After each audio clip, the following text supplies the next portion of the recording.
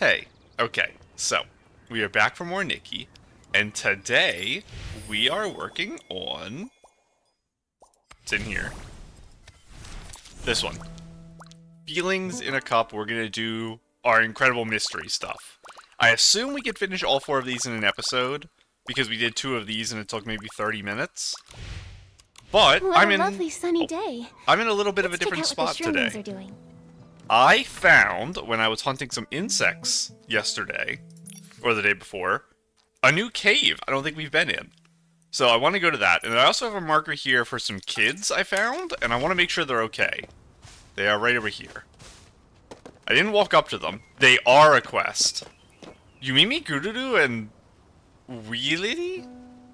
I think Yumimi and Gururu were the 2 of the 3 kids we were with before.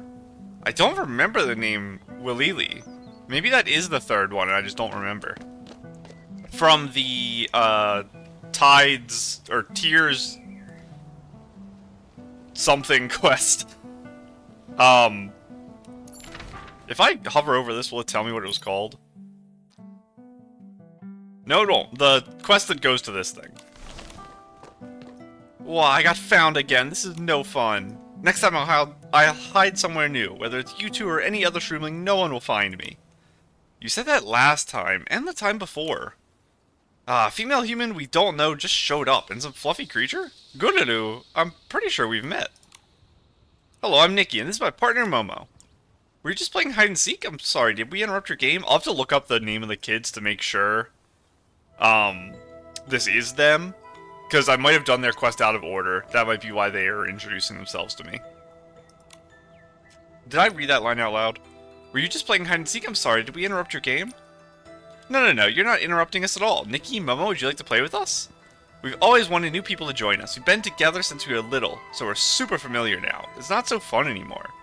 Yeah, I can't finish any sentence Gululu starts, and Willili only ever hides in the same few spots. Playing hide and seek with those 2 is no fun. You get caught instantly every time. So that's the problem with playing hide and seek with good friends. But just as we were worrying about it, Nikki and Momo appeared. If you join in too, hide and seek will definitely be more fun. Yeah, for once I completely agree with Gululu. Only this time? Alright, it's been so long since I last played hide and seek. Let me be the seeker. I'm all fired up. Let me count. Yeah, when the counting ends, you come find us. And if you succeed, there'll be a surprise gift. 3, 2, 1, the little shrooms have all hidden, quickly go find them. Is it timed? Quest started, but I'm not tracking it. I want to put it on the tracker just to see what it tells me. Find the shroomling triplets. It is this area. I was hoping it wouldn't point directly to them, but I wanted to know the general range, so I wouldn't, like, go over here or something. So, we've seen how bad I am at Find the Star, so I assume this is going to be a disaster. That is one of them. Hello, Gululu. Your names are going to give you away, which is very funny. Oh no, I got found again. You're amazing. I'll go wait at the starting spot. I hope I'm not the first shroomling you found. Sorry. Wait, that was Yomimi talking. If only we had a puppy that could sniff out shroomlings. That was an interesting thing to say. But that line just now, it said Yomimi at the top, not Gururu. But I called Gururu. Interesting. So I have to be careful because it's going to tell me where they are when I get close because their names are going to show up. So I want to try to see them from far away first. I'm not going to be able to jump that. That's fine. Purple flower over there. I don't think that's any of them mixed in. I should have memorized what their colors were before I said go. One's probably behind this big tree. Yeah, it seems like a good spot to hide. Oh, really? Okay. Then behind this big tree. Oh, this big moss pile. Yeah, this place is pretty scary. I don't know if I'd want to stay tucked in there.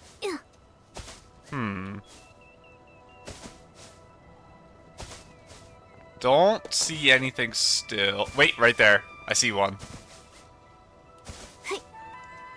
Is there another next to you? Okay, Yomimi, why did you talk earlier when I called Gudadu? Your voice dialogue is swapped. That's a very silly bug.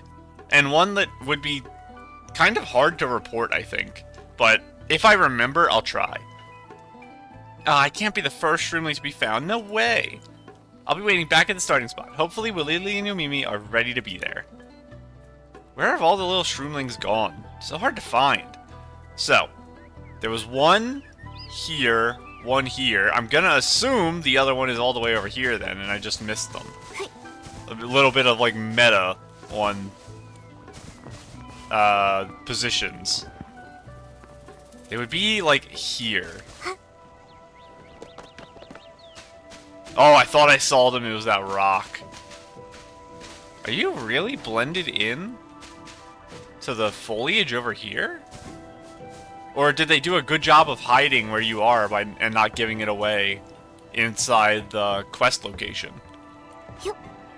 If they are on the other side of the road, then I think they did a good job of that. I'm outside of the bounds right now. Let's go all the way to the outer edge and see if they're, like, as far away as possible. Still nothing. I don't think I need to look all the way up in the trees. And I'm not going to gigantify right now. I will if I can't find them here. Under here? This is a pretty good spot. But that's where I found Gudadu. So let's try, I guess, the back part of this. I'm scared to go in here. Because I'm scared I'll not be able to jump out.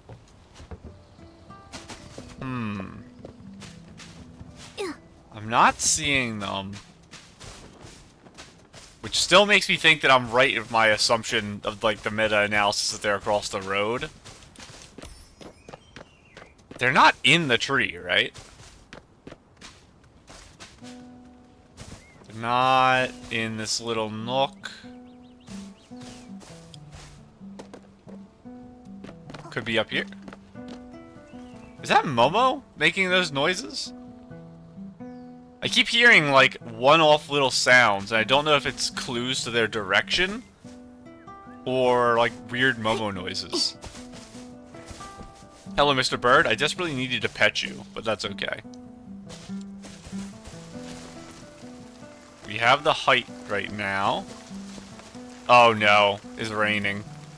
This is more of a problem from us than it is for them. Fall asleep to. What outfit do I have on right now? Perfect, rain outfit. Not up in the trees.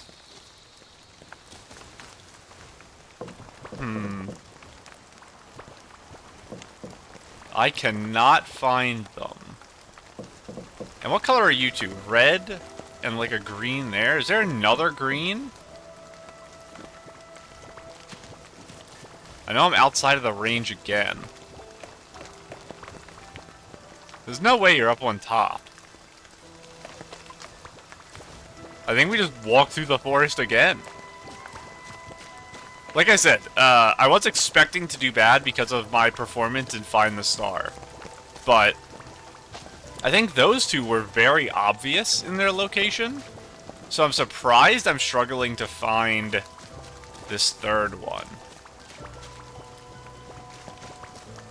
Oh, there you are. I was in here being scared. I jumped up here. I walked out. My camera was like inches away from ticking on you. Hello, Willili. What, you found me like this? Next time I'll definitely hide somewhere darker. Don't you doubt me. I'm not afraid of the dark at all. I'm super brave, alright? I'll go wait at the starting point. Nikki, my vision's starting to blur. Momo, are you okay? Are you having some kind of medical issue? What's going on? And let's walk Willili back. Yeah, I always have trouble finding stuff that's above me. Because I'm always looking down to see, like, the widest area and to see what Nikki sees. I talked about before that, in general, I think I keep my camera where I try to keep, like, the front of Nikki's vision about the center point of her head and the top of the screen when I'm walking. And that means I can't see things that I would see if I was flat camered like this. Hello, everyone. That was so fun. I had such a good time hiding just now. This is what hide and seek should be like. Yeah, this time I found lots of new hiding places. Nikki and Momo, thank you for playing with us. Don't mention it. If there was a hide and seek contest for shroomlings, you think we'd definitely tie for first place. Today was so much fun. We shroomlings? We shroomlings. I like it. Nikki and Momo. Thank you. Playing hide and seek with you was so much fun. It felt like going back to our carefree childhood days. Oh, I don't want to be the seeker again next time. The shroomlings are too hard to find. I can only track down hidden barbecue. That's an impressive talent. Why is it hidden, though? Oh yeah, the reward. Since you found us, Nikki, please accept this gift from us. Thank you, thank you. If I take some time to hide now, how long would it take for you to find me, is what Momo said. Sneaky shroomling socks. That's cute. Very simplistic ones. I'd find you right away. 5 counts, tops. Then Momo, if I had some barbecue, how long would it take you to find it? What? Barbecue? You can't hide my barbecue. Come on. I got rid of the other one wrong. I was supposed to attack. There we go. So, I think behemoths are permanently friendly once you pet them once. So I think he's not going to hurt me when I come over here. But yeah, this cave is guarded. Are you going to beat me up? Okay. Oh, cute. Wait a second. Is this one of the behemoths you raised? Is that why it has the horn? Bow? Very cute. And you have the behemoth outfit on from the quest. Very, very nice. Oh yeah, I wanted to put on the title from the behemoths. Where are you? It is Head of Warm Fur Home. I am now the head of Warm Fur Home and the head of the Dig Pear Pal section. Whereas I do need to change what the things are, but not right now. So this is the cave I saw. I don't know how big or small it is, but when I was petting the behemoth, I found this. Let us... What? This cave connects to this? Are you kidding? It's a cave we've already explored, but this is like the biggest cave in existence. It's this one. I'll pet you guys. That is very interesting. I wonder, did we ever exit out of that? We might have exited there and then went right back in. But that does mean we don't have to worry about this cave, because I should have everything in here already. It is very, very pretty, though. Oh. Do you guys not run away from me? I feel like you guys never do. I wonder if I can get a picture with this one. I don't know if they're going to be turned in the right direction.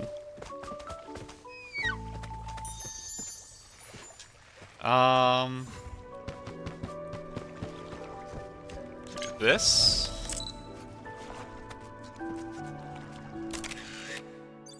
And I just wanted one to make sure before they go walk away.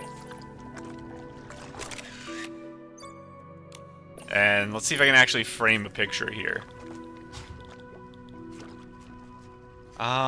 What do we got?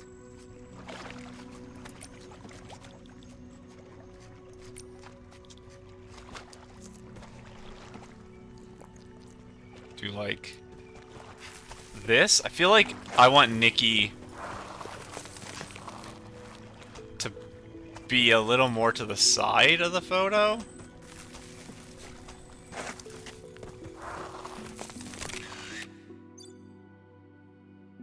Maybe something like that?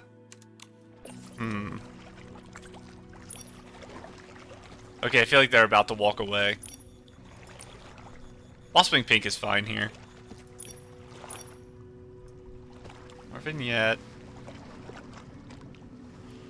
More shadow. Saturated contrast. And give me my grid, yeah. I don't need my settings saved anymore, it's fine. I want the tree to be shown properly, so we're gonna do that. Okay, he did leave, which is fine. Now I'm going to, because I already have a picture with him, take one that's like this, which I like the framing of a little better. That's a pretty good one. Okay. Let us actually go do the quest now. So, this one. Feast of the Returned. The Titan's graveyard, eerie off-key music drifts. Is it returning undead spoken melody and the mumbling of the sleeping who have yet to awaken? Where are you, Sylvia? Oh, we have to remove the marker. Hang on. OMG new cave. Delete. And over here. Oh, we never checked the southern area here, and we never went to Potsville.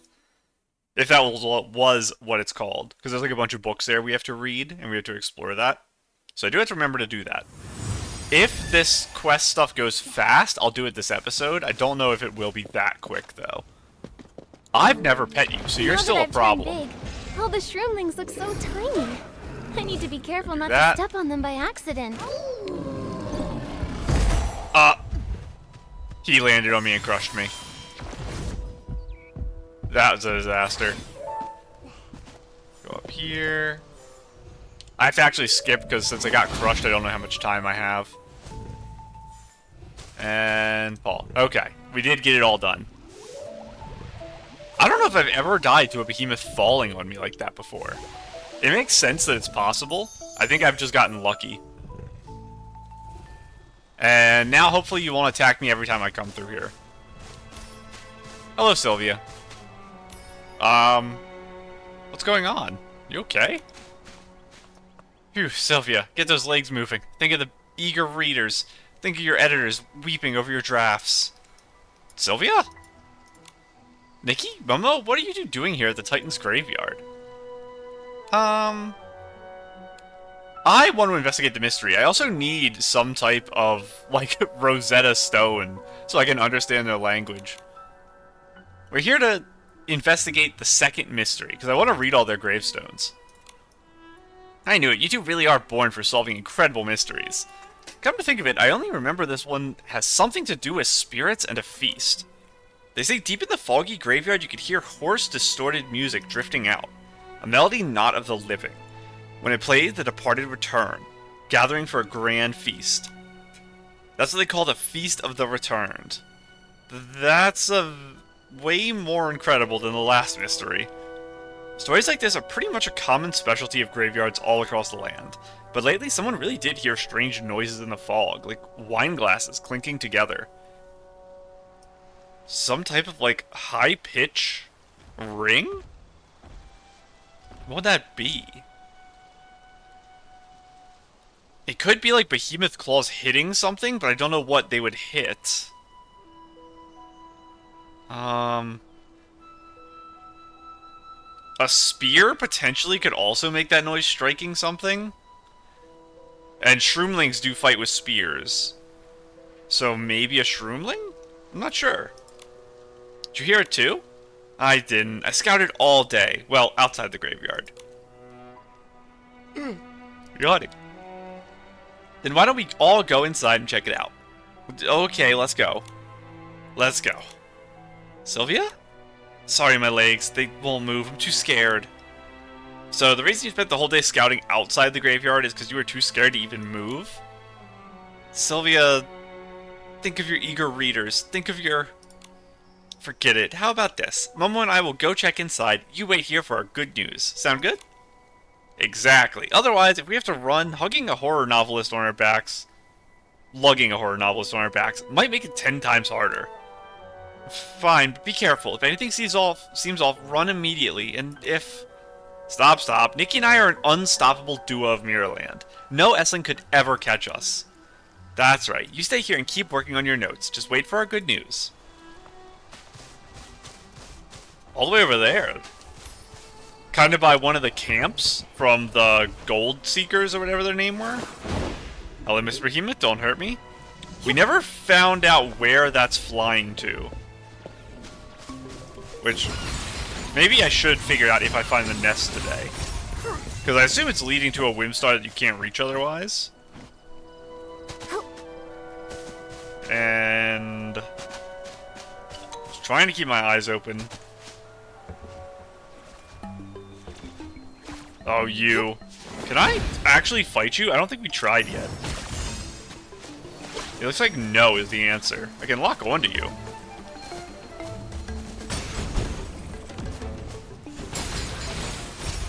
Oh, you do just... okay. You do take damage.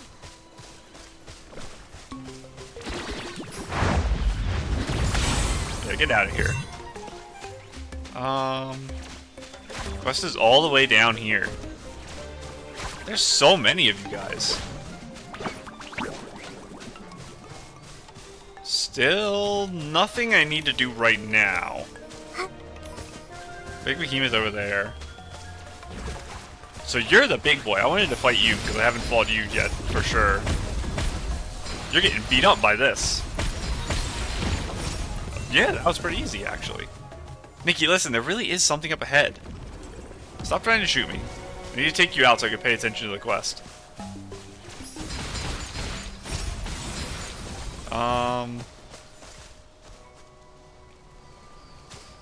don't hear anything, but there is a behemoth, which apparently I've pet. So maybe it is their claws scraping something? You get out of here too. Give me the money. I'm out of blings. I need more blings. Okay, Mr. Behemoth, are you causing problems? Oh, this grave. I did not see this person at all. Who's there? Are they leaving that cup? Could it really be Titan spirits holding a feast? This feast is no fun at all. Are you human, or... I don't think we've met this person before. I'm human. I don't think we know them. You feel even less human now. Investigate. The inscription on the tombstone is so tangled and obscured, it feels like you'll need an entire dictionary of Titan epitaphs to make it make sense.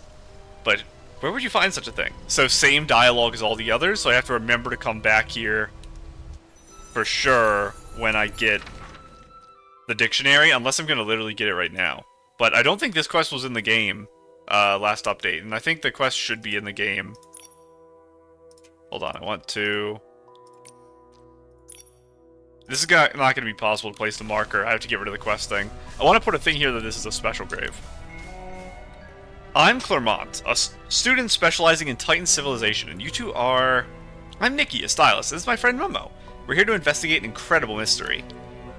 I see. Whew. I guess I'm still the only lucky... I'm still the only lucky one here. Lucky? Yes, the research topic, study of Titan epitaphs, script and grammar. A clear-cut topic like this should have been in high demand, but no one picked it, so I lucked out. Could it be that everyone was too scared to pick it? That's why I specifically applied to come to Eastland to study Titan epitaphs culture up close, and luck brought me here. My shroomling landlord is not charging me a single bling. The house is nice, fully equipped, and though haunted, overall is very comfortable. May I ask, is there anything in this world that scares you? I don't want to talk to my mentor, and finding a job is terrifying too. That's a heavy topic. Luckily, I found a worthwhile focus, deciphering this epitaph and uncovering the secrets hidden within this golden goblet. In a way, my research and your search for the mysterious mystery lead to the same destination. I am having trouble talking today. Huh? You mean... I'm sure you've heard the legends of the Feast of the Return, the melody, the spirits... The legend actually originates from this very epitaph in this golden goblet before us. The inscription on the tombstone. I can't read it. It's okay, it's normal you can't read it. Titan epitaphs use a unique structure and a complex grammar. Our study of them has only just begun. Oh, so is the way to read it actually not in the 2.0 quests? I thought it would be. This tombstone commemorates a famous general from the Titan era. Or maybe that dialogue changed if you already had it unlocked. Historical records say that chaos arose around the Titan's lands, with strange phenomena appearing frequently. She volunteered to lead troops to eliminate Esslings and protect her people. The epitaph records her final words before heading... Go ahead again. Before heading to the battlefield. Sadly, she fell in battle and never returned. Only a golden goblet was found near her remains, and this cryptic line became her sole testament. Golden goblet sounds. I don't know if I should be saying the number here. Such a strange epitaph, not a single punctuation mark. Interesting. Because I don't know if it's a list or... I don't know if it's a list of words or a list of a number of things. 6 sing doesn't make sense, so I'm going to assume it goes this way. Golden goblet sounds, millions of opal souls, pact, feast, valley, sing, return, glory. When this golden goblet sounds, millions of Titan spirits will, according to the pact, hold a grand feast, sing their return from the land of the departed, and revive the glory of old. So when the golden goblet sounds, it'll just revive all of the Titans? Golden goblet sounds, millions of opal souls, which is the souls of the Titans, apparently. Pact. Do they have a pact with the Eternal King that will revive them? Feast can just be like a stand-in for celebrating their return, not like a literal feast. Valley. This says that the valley is the land of the departed, so the valley of the dead. And sing is just more for celebration, I suppose, and then coming back to life. Or maybe the feast is talking about something akin to Valhalla, where they're in, they're having the feast right now in the afterlife, and then they receive glory upon their return. Though the inscription is broken into separate words, it can be roughly interpreted as when this golden goblet sounds, millions of Titan spirits will, according to the pact, hold a grand feast, saying their return from land of the departed and revive the glory of old. Doesn't this perfectly match the legend of the mystery? So the source of the mystery is this general's tombstone? Strike the golden goblet and the spirits hold a feast. Doesn't that sound a bit far-fetched? It is a bit far-fetched. I don't think they were being literal. I didn't expect you to agree with that. Titans are skilled in intricate mechanisms. The golden goblet has a hidden mechanism, but it doesn't seem to contain any whim. However, as I mentioned earlier, Titan epitaphs differ from ordinary language. Our understanding is still limited, so ambiguous words are very likely. My investigation of the epitaph has hit a dead end, so I have to start studying the golden goblet in front of the tombstone. The goblet is crafted in a special way. It has 8 notches and a hidden mechanism that allows it to rotate. But I've tried for so long and I haven't been able to unlock it. Wait, so the clicking sound in the fog someone heard earlier was... It was me. I should have figured that out ages ago. Since the incredible mystery we're investigating is related to your research, Mr. Clement, is there anything we can do to help? If you're interested, you can take a look at the tombstone on the other side of the graveyard. I haven't studied those epitaphs yet. As for translations, I'll put together a concise guide to Titan epitaphs. It's all basic stuff, but it should help. Great, with this dictionary, we should be able to read most epitaphs. Okay, that's crazy. Was this quest in 2.0? Maybe this stuff actually wasn't readable. That's weird. A self-use epitaph dictionary meticulously compiled by Titan civilization researcher Clement. Contains thousands of obscure epitaph terms and translation tips. It can be used to interpret the epitaphs of the Titan's graveyard. Okay, this quest is going to be like an hour long, so I have to go read 1,000 things now. I just kind of marked that there was a behemoth nearby. Oh, let me just make sure that this one is the same thing he just told us. Okay, it probably is because they took away the interact. And actually, because we're reading it now, I don't need to mark it, because that's what the quest is for. It wasn't every single one. I don't know how to tell which ones we need to read. Is it just the ones that are marked there? Let me go and just run around and see if any that aren't marked also give us the prompt. Because that also probably has the prompt. So I'm going to take an extra minute here just to be a little thorough. Because I'd prefer not missing potential extra Titan lore. I do not want to fight you. Get out of here. You're a little special one. Okay, I actually have to fight you because now you're in the way of the one I'm reading. For centuries, Mr. Gregory the Street Sweeper has safeguarded the spotless streets of Heaven's Reach, and now people will safeguard his honored name in return. So they had a street sweeper. Very honored one, which is interesting. That their society elevates that type of task, because it's very common that the society wouldn't. Chef Johann wants to tell his daughter, don't cry. This is just a banquet that was always meant to take place. This reminds me of how it felt to So it run at is sunset probably as a kid. something similar to Valhalla Maybe I should then? go for a run right now. Oh, there is one there. I just missed the interact. Maybe I missed the interacts on the others. I might have to check again. Only a small paw print. So an animal grave? It has a spear on it, though.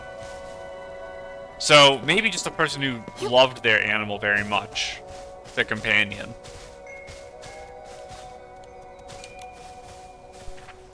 The Great Dorian, his name was not only engraved here, but also buried deep beneath the very first stones of Heaven's Reach. So one of the founders of the civilization, or someone who died very early on into the creation of the civilization? I don't think there's a cave or anything behind you. There goes all my points. And there's nothing behind the tree, I think. There's there's you guys.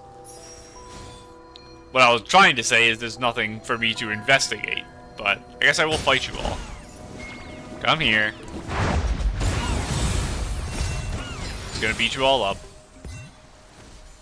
I could have summoned my buddy, but they were strong enough, and I'm tight enough on time that I just decided to do it that way. We'll come back to get that puzzle at some point, because we haven't explored a lot of this place.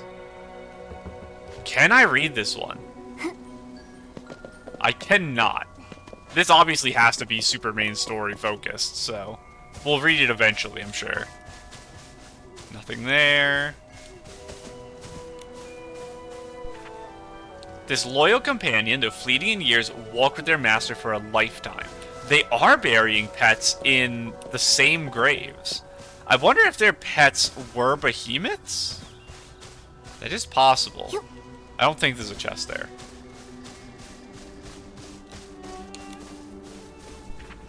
Tamori, the builder of the giant water wheel of Heaven's Reach. She has not vanished, she has merely become a magnificent chapter in the history of architecture. I still have question about how big the society was, like how many people. My little Celine never had the chance to learn metallurgy, and never had the chance to grow up. The mortal world never gave her the space to work, but perhaps another world is in need of a tiny little artisan. Child grave, again, no It's dark out, Momo. meaningfully Let's go catch some distinction glimmer drops. between adult, child, and animal in terms of design of the grave and the fact that they have spears on top. For our beloved teacher Callista, she taught us how to write, and now she teaches us how to remember. So far, I don't think there's been any duplicated types of people to make me believe that there was a larger sect of society surrounding it. By the time you see this, you've already stepped on me. Thank you. Interesting.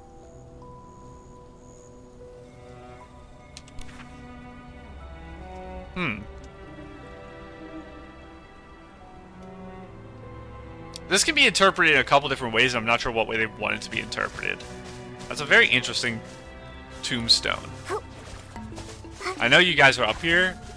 I'm just doing a little scan, see if there's anything going on as I work my way back. Oh, sorry. Here lies the mother of 2 children, a tavern waiter, and the author of the first ever laws in the history of Titans. Interesting. So, when they moved from like a tribal society to a more structured society, that was one of the, like, preeminent people, was the tavern worker. I don't think I checked this one, but maybe I did. We'll find out in a second. I think we read this. This loyal companion of fleeting years walked with their master for a lifetime. He devoured work like a meal, and work awakened his heart. Only he had worked a little more, perhaps he would still be alive today. Interesting. So maybe we didn't read that companion one, and there were 2 companions. Which would make sense. There should be a lot of them. And we did, I think, go up that way. Did we check you? I think we did. After this person left, Heaven's Reach no longer knew wines that tasted like dreams.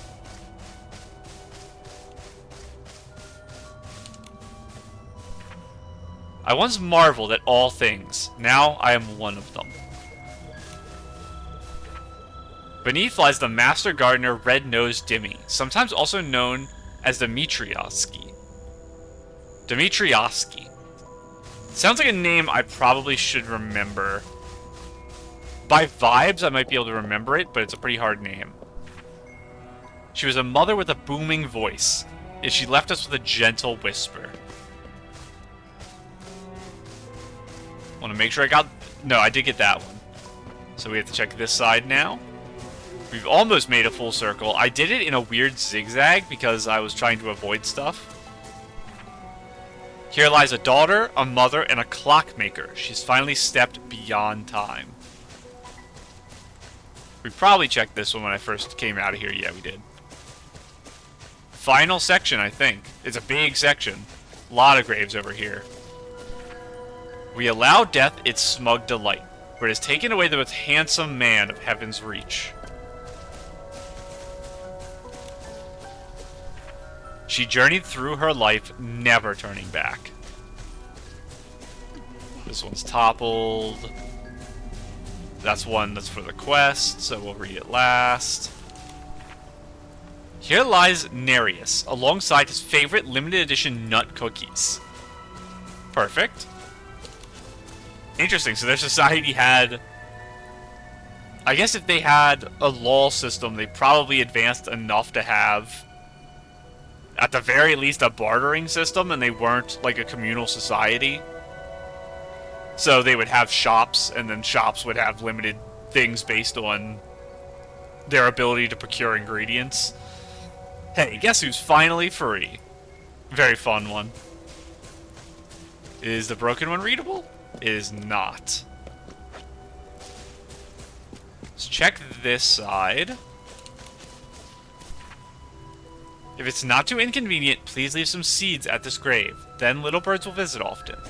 We also have to remember that this translation is the interpretation of our friend, whose name I already forgot, Clermont. So we can't take them all at face value. Words could have other meanings that we aren't aware of, including things like professions, that we could be forcing some type of, like, what is the term for it? There is a specific term I'm thinking of, I just can't remember it right now, where we're pushing our culture and what our words currently mean on people from the past, and we have no means of knowing if they use the word in the same way to mean the same thing. So, like, the tavern worker, a tavern might be not what we think it is.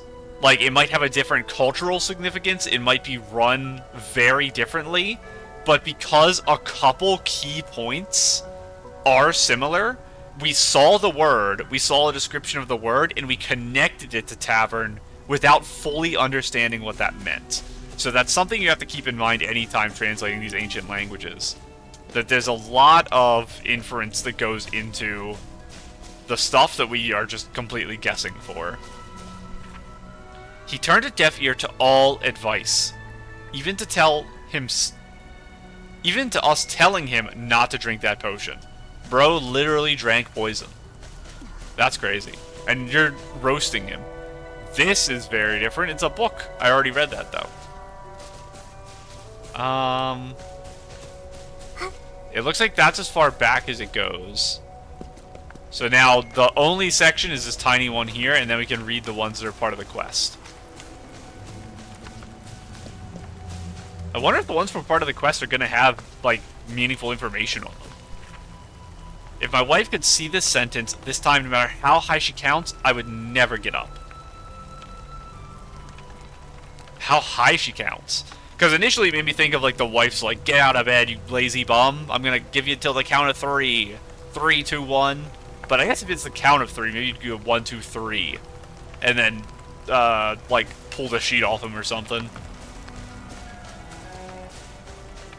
Okay, I think that is all, except the ones the quest is directly pointing me to. Yes. Okay, let's do the faraway one first, because we're close to it. This tombstone looks odd. No name or date. We did have the one that was just a paw print earlier. This epitaph is just a single line. He vowed to craft only one golden goblet in his lifetime. Only one golden goblet in a lifetime? Could the person buried here be the artisan who made the general's golden goblet? Nikki, look, at the bottom of the tombstone there's a string of symbols, like an address. Is it this what we're talking about? I don't think it's the lines that go up and down. But I don't know. I guess this must be the address. This must be the initial line we read about the golden goblet. Their language might be similar to hieroglyphs in its structure. Perhaps it's the artisan's former residence. It's a very useful clue. We should ask Mr. Clement about it later. And there's one hidden back here. Oh, there's... No, I did check all these. I was going to say it's a new area, but no, we were just under the tree. The poet resting here once wrote about the freedom of birds, the beauty of the valley, and the thunder of storms, yet forgot to leave anything about themselves. How careless. So, the assumption that the valley was the Valley of the Dead was most likely wrong, and the valley... Well, this doesn't imply that. This could also be talking about the Valley of the Dead. But it might be a physical place. And it might not even... 1,000 years, it probably should still exist, even if not fully, in a way where we could tell geologically easily that it did exist recently. If there was some kind of great disaster, or maybe the war against the dark caused great destruction to the land itself, maybe it wouldn't be obvious. But I think we could tell where the valley is if it is a place around us. I'm trying to think right now if there were big valleys on the map, and I'm thinking of one place, and I'll show it after I get through this. What about the freedom of birds, the beauty of the valley, and the thunder of storms? Valley in this epitaph probably means... I don't agree, actually. In Mr. Clement's translation, he seems to have rendered it as land of the departed. No, it doesn't make sense at all. Okay, so I was right that it's literally a valley, and that Mr. Clement was wrong. Given the context, valley should refer to a beautiful valley. I wouldn't say it as strongly as Nikki does, based on what we read from this translation. Also, this is the same symbol as the last one, so it is not the text. The text has to be... Actually, this text might be the same, too. It might just be that this is the same texture for all the epitaphs. So, I wouldn't put too much stock in this. Exactly. For this epitaph, it makes sense valley here should be translated as beautiful valley. Let's point out that ambiguity to Mr. Clement later. The valley I'm thinking of is this one right here. This is a valley. Is there any other valley?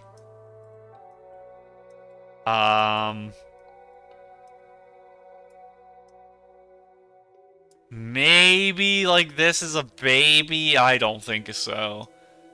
I don't think this is considered a valley. So, I would say it's up here, actually, where they're referring to. Or it could just be outside of this immediate area, so we don't have it in our current Eastland map. Yeah. But time for our final one here. So, is this going to be clarification about the feast, maybe? Let me check the dictionary. This tombstone says, to the florist, after you brought us countless flowers, we could finally offer you an opal soul. May you stay pure, and may you rest in peace. So, Mr. Clement's interpretation was that the opal soul was the lives of Titans coming back from the land of the dead. Our new interpretation given this is going to be that the Titans...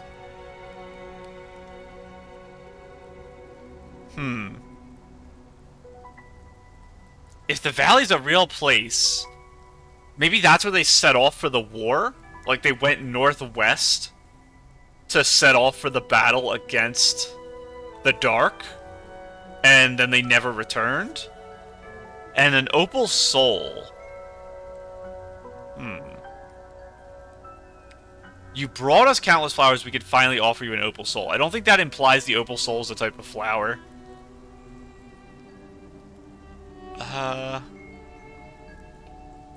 And being able to finally offer you an opal soul makes me believe that the opal soul is a thing given to the dead, specifically.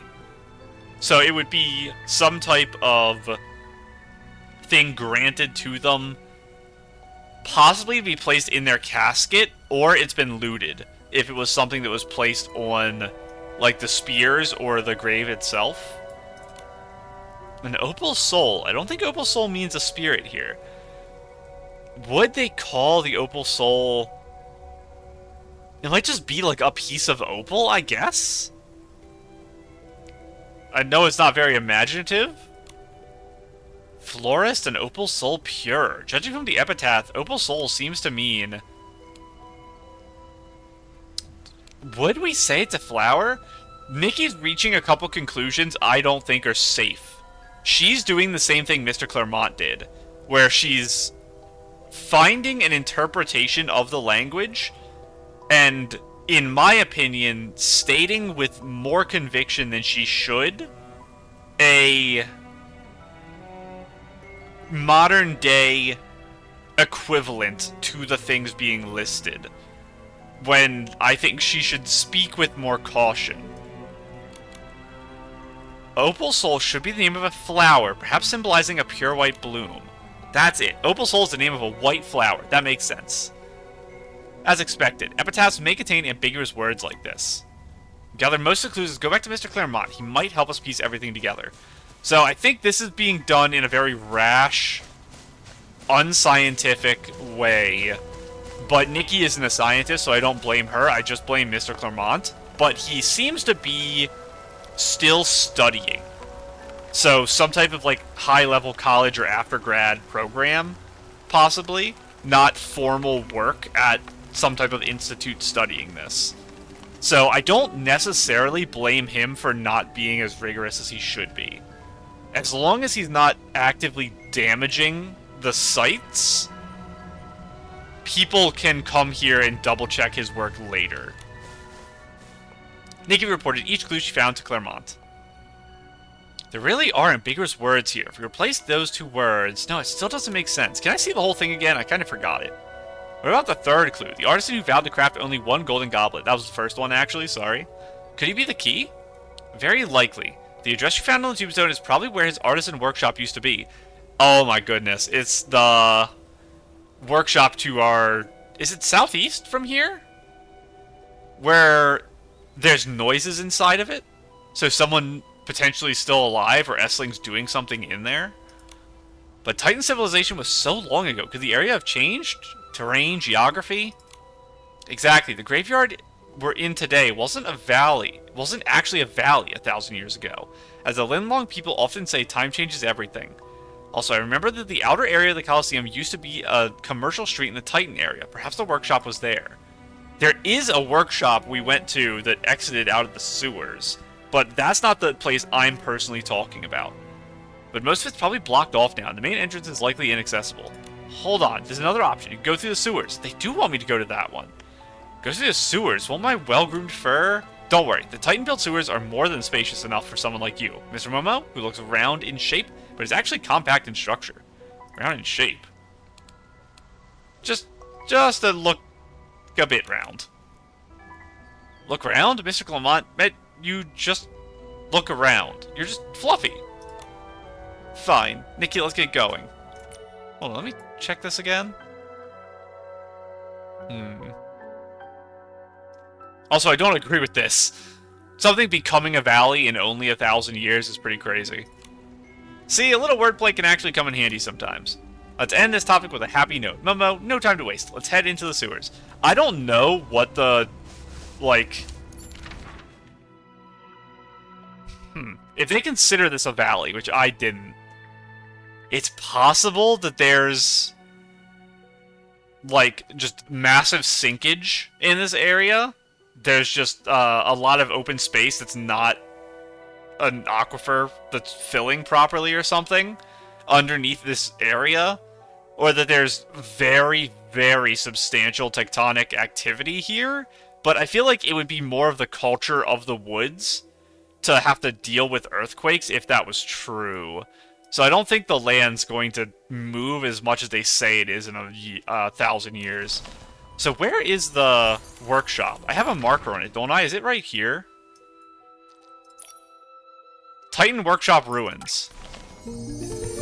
So this is the place I was personally thinking of, but I know what building they're talking about with the sewers, so we will head over there after I just make sure this is all good. Did we ever go inside this building? I don't think we did. It looks like maybe I did. I did not ever go in here. We're gonna explore this for posterity's sake. I don't know how serious of a building this is gonna be. I don't know how dangerous of a building this is gonna be either. It's pretty accessible, which is a good sign. Nothing here. Obviously a second floor. Is there something in there? I saw the vines, and it looks like there's a little crawl space. Right here. No way they didn't put a chest there. That's crazy. I have to really keep my eye open for chests on these little ledges. What is that? Oh, it is a chest. I can make it.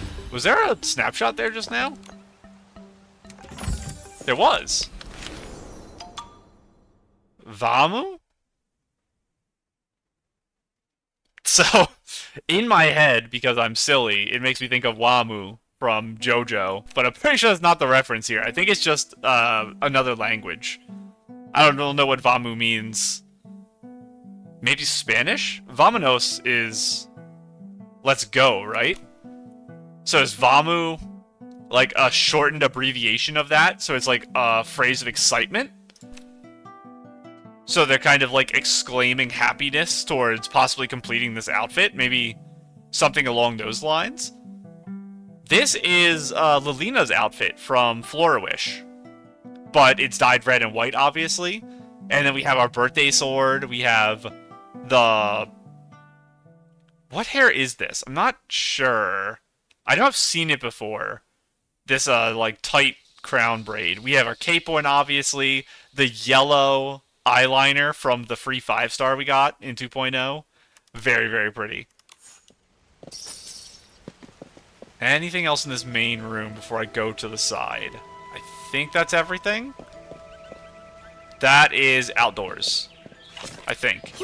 Home item crafted, by the way. For some reason, that made my mouse not work anymore. I'm stealing all your button cones. You can't stop me. Have a pet instead. I did skip your pet, which I normally don't do. I feel bad. Are you a shooting one? You are. I always forget what you guys look like. Oh, I misclicked, and I actually still got it. I definitely deserve to miss that one right there. I do need Whim Stars pretty badly here. So, how am I supposed to get up to the next floor? Is it over by the tree? Or is it this thing here? Oh, it's right there, because it's a bounce pad. Oh, way too much momentum. Oh my goodness. I bonked my head. Let me up, please. Let's go over here. What are you guys doing here? Get out of here, please. Nothing out here, although there is a way up. So I can get to the roof through that patio. You guys guarding a chest. Please and thank you. I think, is there a marker for a life down there? Oh, very nice. I do really want this dress. I remember when we first got to 2.0, I saw a girl with this triangle top dress, and it took me so long to figure out that that's where it came from, because we didn't get a piece for that for so long. So I am jealous. It's crazy how fast she got it, too. It's possible that the dress itself is from a very early area, and I just missed it, because I've opened so few chests. I want to check. Oh my goodness, there's a cutscene here.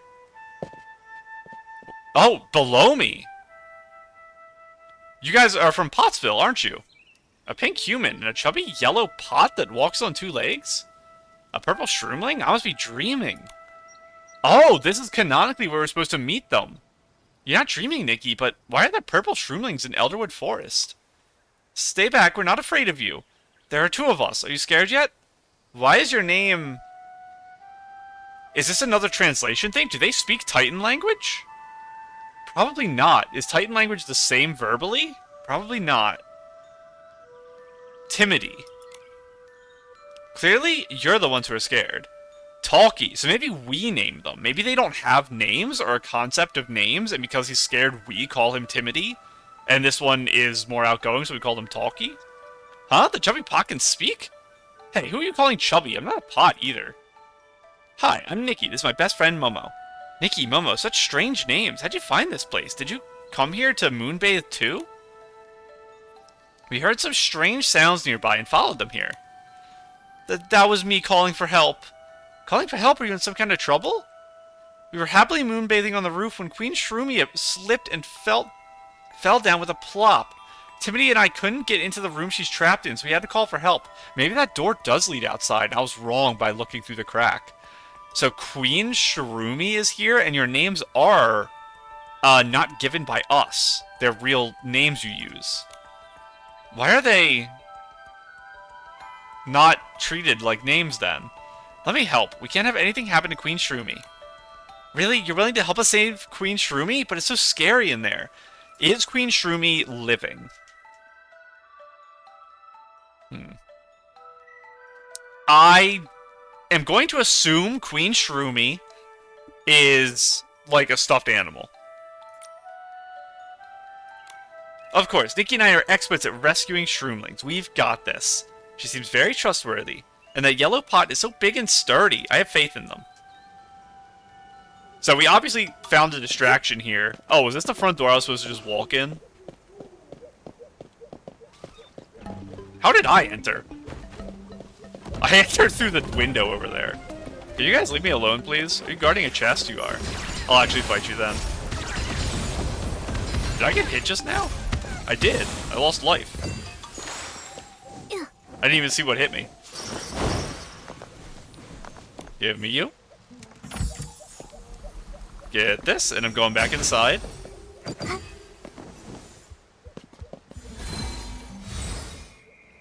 Oh, it's just a wind star sitting right here. What? I guess that's to force you to come here to start the quest. Oh, no. That's a problem. So I think they want me to go this way. So I need to climb up, sorry? This. Oh, I see one right there, actually. One in the fireplace, maybe? Give me you. Or this might be a kiln, not a fireplace. It looked like some went to the higher level, but maybe they didn't. Let's go back inside, actually. Can I jump this? I can. Please let me up. Okay. And, I guess let's drop down here. Oh! Queen Shroomy, hello! I have to get my final thing here. Hang on, Queen Shroomy. There we go. And now I gotta grow big here. Oh, there's a chest. Queen Shroomy, hang on. This is important.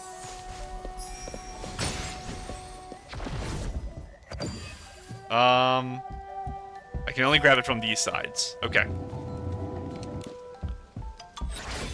You are very cute. You have a cape. Look at you. You're adorable. I don't know how exactly I feel about the upward-facing mushrooms compared to downward in terms of cuteness, but their bodies being this shade of purple. There's another one out here. Are you okay? There's so many of you. That's a little scary. There's one right here, too. You guys are hiding from something? Hang on, I have to go talk to them. Queen Shroomy, you're back. We were worried sick about you. Stop crying. If you cry too much, you'll get all wrinkly, and then you'll end up crying about that, too. Just glad everyone's okay. And thank you to this human and this... It's the kind human girl, Nikki, and the chubby yellow pop Momo. Nikki Momo, thank you for saving me. I will remember your kindness. You're welcome. It was no trouble at all. Very well. I, Queen Shroomy, hereby announce that Nikki and Momo are welcome as guests in our village. Really? But we never hosted outsiders before. Nikki and Momo are my saviors. I like them. And I'm sure all Shroomlings in the village will as well. Are you actually the queen, then? This will be our first time the Shroomlings in our village have ever met outsiders. You'll need to be careful not to scare anyone. Okay, we'll be careful. Still, this is a bit sudden. We should head back and let the others know first. Of course. Then we'll see you later at Potsville. So this was a prerequisite quest for Potsville introduction. Interesting. I'm very, very glad I just happened to come here today, then. Let us continue exploring the building, then. I might have to go outside to get up. Did everyone go with you? No. There's still more of you guys just hanging around here. I'm a little worried for you, but hopefully you all are okay.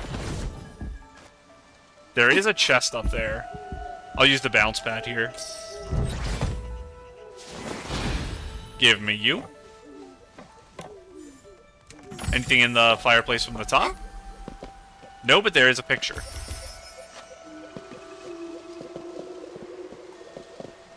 There we go.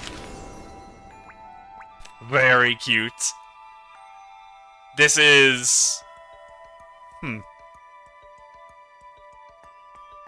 This isn't... Bo.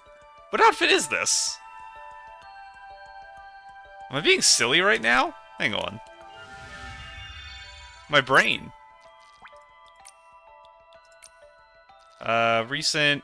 First got to Eats the Land.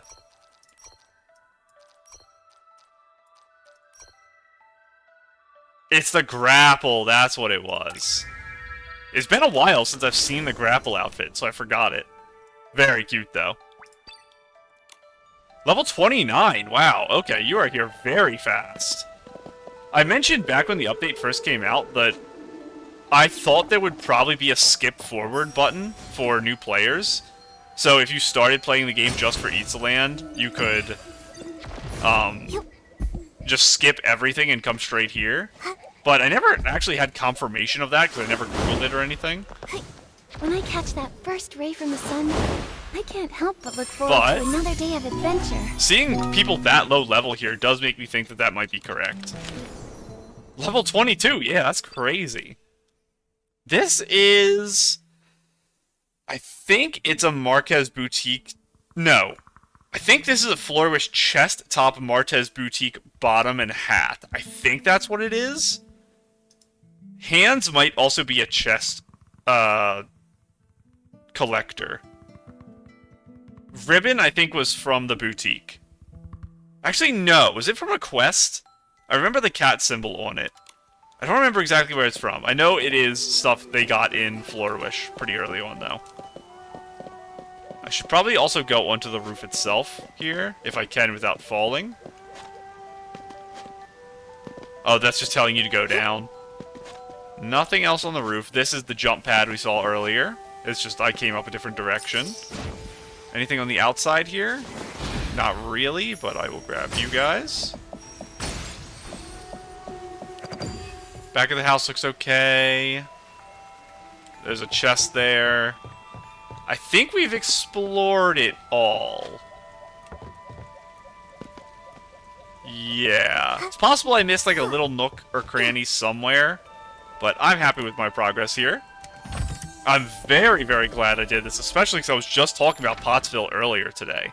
So, the building is right here that they want us to go to for the quest. And I think I've opened the door now because I already went through the sewers earlier. So I assume the door stays open and I can now enter it without going through the whole dungeon again. Because it will be sad if I have to do the whole dungeon. But let's head on over. What are you guys doing here? I heard you're planning to explore the Colosseum? Sure am. The Dossless won't let adventurers enter the Colosseum for so long, but now we finally have the chance. Be careful, the place still hasn't been fully mapped out. Don't worry about me, just wait for me to bring back the treasures of the lost Titan civilization. Those guys might have been there earlier, I vaguely remember them. It was this building? No, this doesn't look right. Hang on, let me open the map again. Was it this?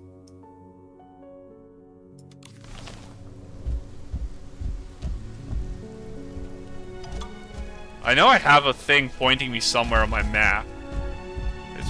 Oh, what are you guys doing here?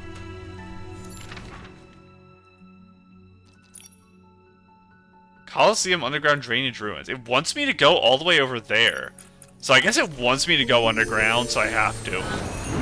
I don't remember exactly what building it was we came out of, but I think I vaguely remember what the building looked like on the inside, and it wasn't that one, obviously. But if they want me to run through it again, I'll just do it. Let's go. This should be the entrance, right? Oh, this is a very scary entrance. What? This must be an entrance I never used. Because I feel like... Could you pop out of this one? Oh, no, I probably did. That's still scary. Okay, yeah, I know where we are. So I definitely did do that one. So it's out here and to the left to get into the house. And then we gotta go up the staircase. Up we go. And up the real staircase over here. Okay, yeah. I remember this dungeon, so it's not a big deal. What? We're in an instance. That did not happen last time. This is, What did it just load? Why did that just happen? There's no way there's gonna be a Titan here, right? So, normally, when you exit and enter that dungeon, it's just a skybox change with the area loading under you, but it doesn't actually play a loading screen. So that is not what should have happened here. So some type of asset that wasn't here before just got added, is what that makes me believe. Yeah, there was like a kiln here. This is what I remember. This must be the forge. I don't actually know what kiln forge difference is. The wear marks are pretty obvious. Every mark here is proof of countless trials. The artisan must have poured endless effort into this. Big pot. What a delicate vase. Too bad the flowers inside have long since turned to I was gonna say ash, but it said dust, and honestly, close enough. Book? Nikki, look, there's a journal neatly placed right here. It says, Day 2, experimenting with recipes and techniques. Day 3, experimenting with recipe and techniques. Day 17, experimenting with techniques. As for the melody, let's use ineligible. Day 97, I did it. I made my very first golden goblet, and also my last. I'm glad I can deliver it before illegible leaves for battle. I burned my hand, nothing serious. So, craftsman with a burnt hand who made the goblet for the captain, or whatever term they used. Day 99, I heard her final words before leaving. Because of those words, I can't focus on my work. This is ridiculous. How can you be so anxious? You still have an order to fulfill. But I should be correct about this. I must be. The words are followed by a lot of blank space. The next lines were written years later. Day 20 of year 7. Okay, So it specifically says year 7. The termage we are used to is AW, for after the wishing one. After the disappearance at the War of the Dark. Or Veilfall, I guess is what I should say, not War of the Dark, sorry. It's interesting. Since coming to Eastland, have we heard any other form of timekeeping other than AW? I believe we've read a book that used AW in it. It was I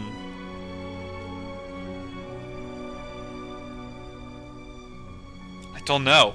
It was probably just one in the Stylist Guild, because the head of the Stylist Guild is in Sichia, and Sichia worships the Wishing One. So, I assume the national time is set to that.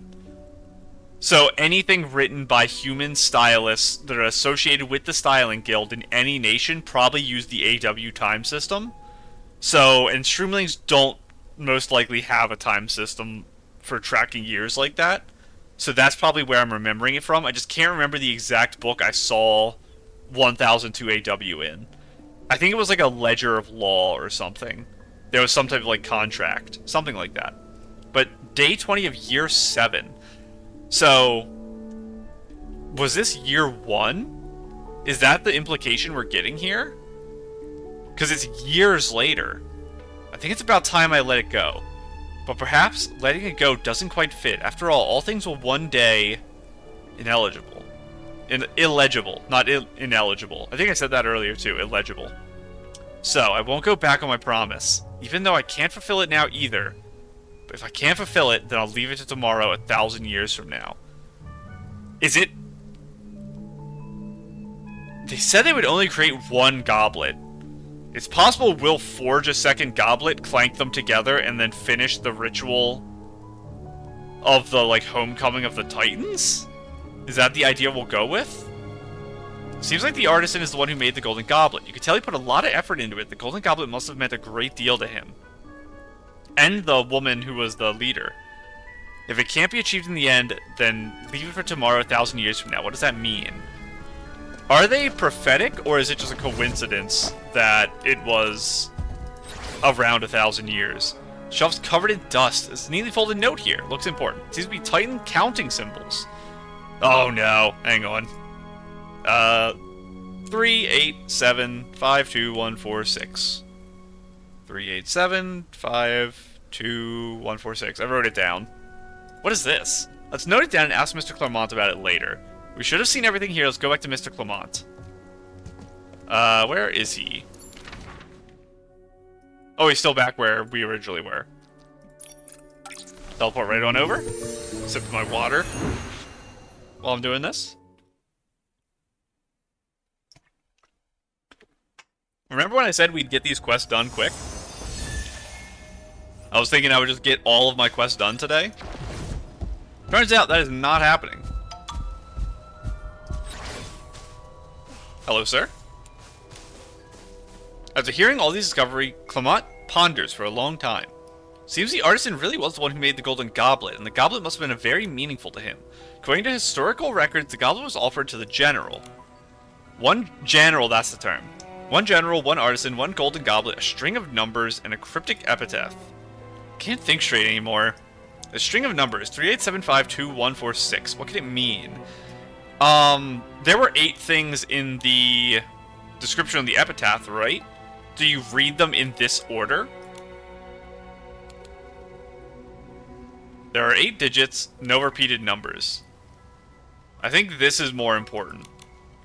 There are no repeated digits in this string. Is it a coincidence or does it hold some deeper meaning? I need to think it over. Exactly, Miss Nikki. What a brilliant idea. Could this string of numbers be the key to unlocking the Golden Goblet's mechanism? I still haven't tried the mechanism, so I don't know what it is. Is it just saying the phrases? Let's give it a try. Based on the order of the notes, 38752146, rotate the goblet according to the sequence and a click, a mechanism was unlocked. Nikki, the Golden Goblet's playing a melody. The mechanism's unlocked. But nothing else happened. I always suspected the rumor about the Titan spirit returning to the living world was nonsense, but surely it wouldn't be just a melody, right? Well, is the is the Titan spirit their culture. Returning to the living world being the return of their culture by passing on their song. Strange, this melody. Sometimes people use numbers to indicate the pitch of musical notes, and this melody from the Golden Goblet perfectly matches a string of numbers. I thought the numbers were just the mechanism's code, but it turns out they also correspond to the notes of this melody. Could it be the melody itself is the real key clue? The meaning of the melody seems to be... I think it's going to be that initial note we got when he read this, where it was the numbered things. I think we're supposed to just read them in a different order. I heard this melody in class before. In Titan civilization, it has a special meaning. Love. Wait, love. Neither the mystery nor the epitaph seem to have anything to do with romance. More precisely, it's a melody used by someone's feeling the first spark of love, meant to subtly convey their emotion. Could it be that the artisan secretly loved the general and hid his unspoken feelings in this golden goblet, the result of a lifetime of effort? That is the impression I had, that they were family, lovers, or a loved relationship. Highly likely. Perhaps the general never noticed a secret inside the goblet, otherwise the story wouldn't have ended so abruptly. I don't know about that. Because he talked about knowing what she has to do, kind of. Like, there was a role she had to play, and she didn't want to do it. But she did anyway, because that was who she was as the general. So... if they were in an unrequited or unspoken love, having them understand each other wouldn't have changed anything. She still would have went off to war and died. But if the goblet only held the artisan's unspoken feelings, then why did it appear in the general's final words in the legend of the Feast of the Returned? Momo's right. Though we solved the golden goblet's secret, the mystery of the Feast of Return remains unsolved. Something is still missing. Miss Nikki, I think we need to go over all the clues we've gathered so far. Reason it out. Let me think. An incredible mystery. Feast of the Returned. There's still an unsolved mystery, which is... meaning of the epitaph. Exactly. The one thing we haven't figured out yet is the general's epitaph. This epitaph is unusual. It was the general's last words before departing for battle, so it must contain an important meaning. True meaning of the general's epitaph remains a mystery. Regarding the general's epitaph, we also ignored the word order. There are no punctuation marks in this text. Even after replacing ambiguous words, it still doesn't read smoothly. Could the issue be not just the wording, but the order of the words? The order of the epitaph was overlooked. The correct word order for the epitaph could be those numbers in that melody. General's epitaph has 8 words, and the string of numbers representing the melody also has an 8-digit number with no repeats. Could it be this melody is actually the key to rearranging the epitaph? The words in the epitaph could potentially be organized based on the numbers in the melody. Exactly, we missed a core clue. It might even be the key to solving everything. And that was a single line. The melody has 8 notes. The Golden Goblet has 8 notches, and the epitaph has 8 words. Let us... Pact, Glory, Return, Valley. I'm typing it out right now. Valley, millions of opal, souls, golden, goblet sounds, and then we have feast and sing. So, Pact, Glory, Return, Valley. Millions of opal souls, golden goblet sounds, feast, sing. So the interpretation I have for this is, you swear to return glorious from your mission, and the mission set off into the valley, so that's where you'll be returning from. Millions of opal souls. Is this the opal soul? We said it was white, but we can't prove that, because it could just be weird translation errors again. Or is the area they're going to fight like a sea of white flowers? Golden Goblet sounds, feast, and sing. I assume that is a return feast after the victory. So the thing I'm most confused about, because I think the beginning makes sense where they're setting off into the valley to fight the war, and that when they return, they'll feast and sing. The Golden Goblet sounds. Assuming they understood that it was the Song of Love, millions of opal souls. So on the tombstone of the flower giver. It was, you gave us so many flowers, and now that you're dead, we could finally give you an opal soul.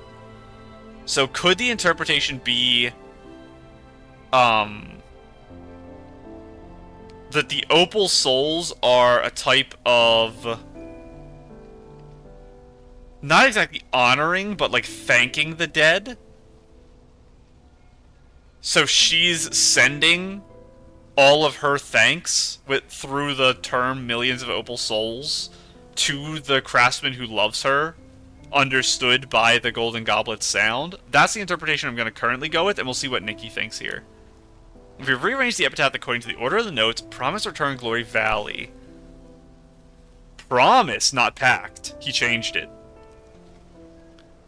Then it's a promise. When I return in glory, we'll go together to that beautiful valley. Interesting. Not that they left through or returned from the valley, but it's a promise to go to the valley.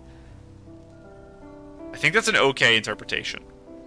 Among countless white flowers, the golden goblet will sound again, and we will rise our goblets and sing.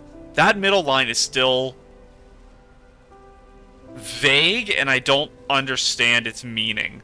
Without understanding what opal souls are exactly, and their role in Titan society more concretely, I have a hard time interpreting line 2 of 3. How could this be? Rearranging the epitaph according to the melody completely changes its meaning. That it's a promise. When I return in glory, we'll go together to that beautiful valley. I think that's probably a more reasonable thing than mine. Sound, and we will raise the goblins and sing. Promise, victory, white flowers, valley, raise goblins and sing. Prophecy of the Feast of the Returned is a promise. Seems we were all wrong. The artisan's feelings did not end in vain. The general knew the secret of the Golden Goblet and responded to the artisan before leaving battle. When she returned victorious, she would go with him to the beautiful valley surrounded by white flowers, just as they had promised each other, and raise their goblets in celebration. So this is, like I said earlier, the idea that whether or not their feelings were returned or spoken didn't matter. The important thing was that she had to go to this war. It was her duty. And he understood that in his note. We saw that he was haunted by her final words, knowing that she wasn't going to return. But she never came back. And the words she left before departing ultimately became an unsolvable epitaph. For us, I think it was very, very simple for Titan society. That is another problem with ancient cultures that is very, very common. They don't record things that to them are common day. And because those traditions don't survive, things like this song, it means when we see them, they are nonsense to us. But to them, it was so obvious it didn't need explaining. And that's how a lot of culture is lost in archaeology. Because things were taken for granted as being so obvious they didn't need recorded. And people have since learned from their mistakes, and we record things very close as we can to literal, to try to make it so future civilizations can understand where we were coming from. But why? If this relationship had been made public back then, maybe it wouldn't have ended with so much regret. Momo, that's not how it works. Perhaps it was the innocence of first love, or maybe the big social status gap between them in Titan society back then. Why their story ended in silence remains unknown. The story was buried for 1,000 years, never recorded in history, never blessed by the world. It's auto-playing, so I have to open this. I think this is a weird angle they're coming at this from. Again, they're making weird connections.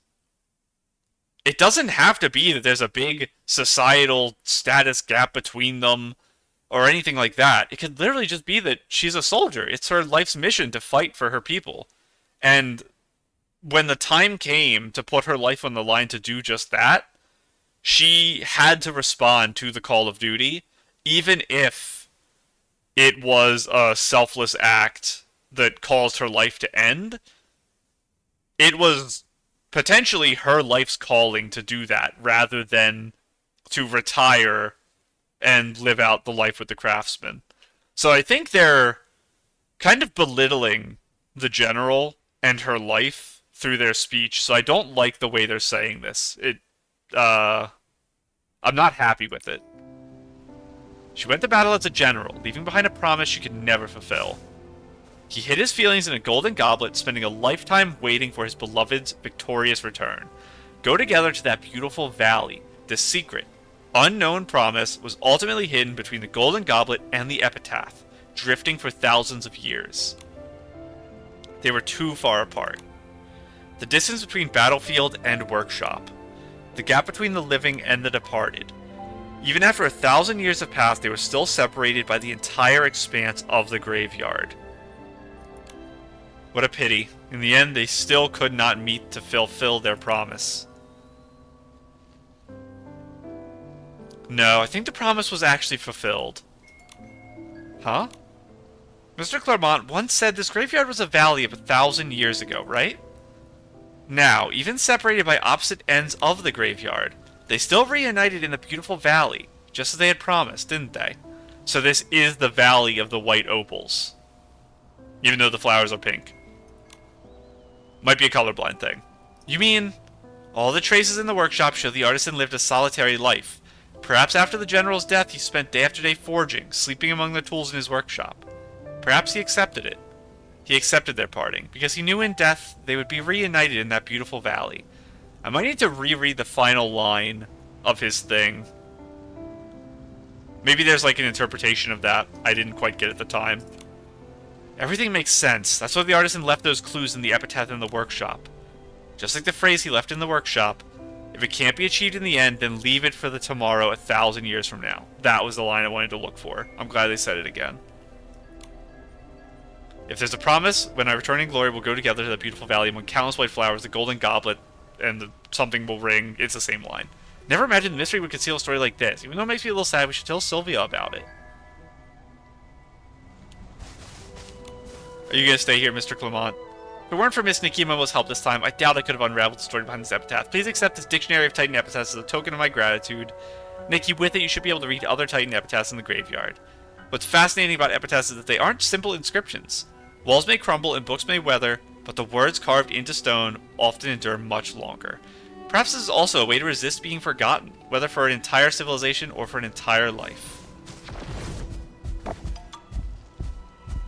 And up we go. The shells of pendulum blooms may appear dry and fragile. I am just zooming through you they're guys. surprisingly tough.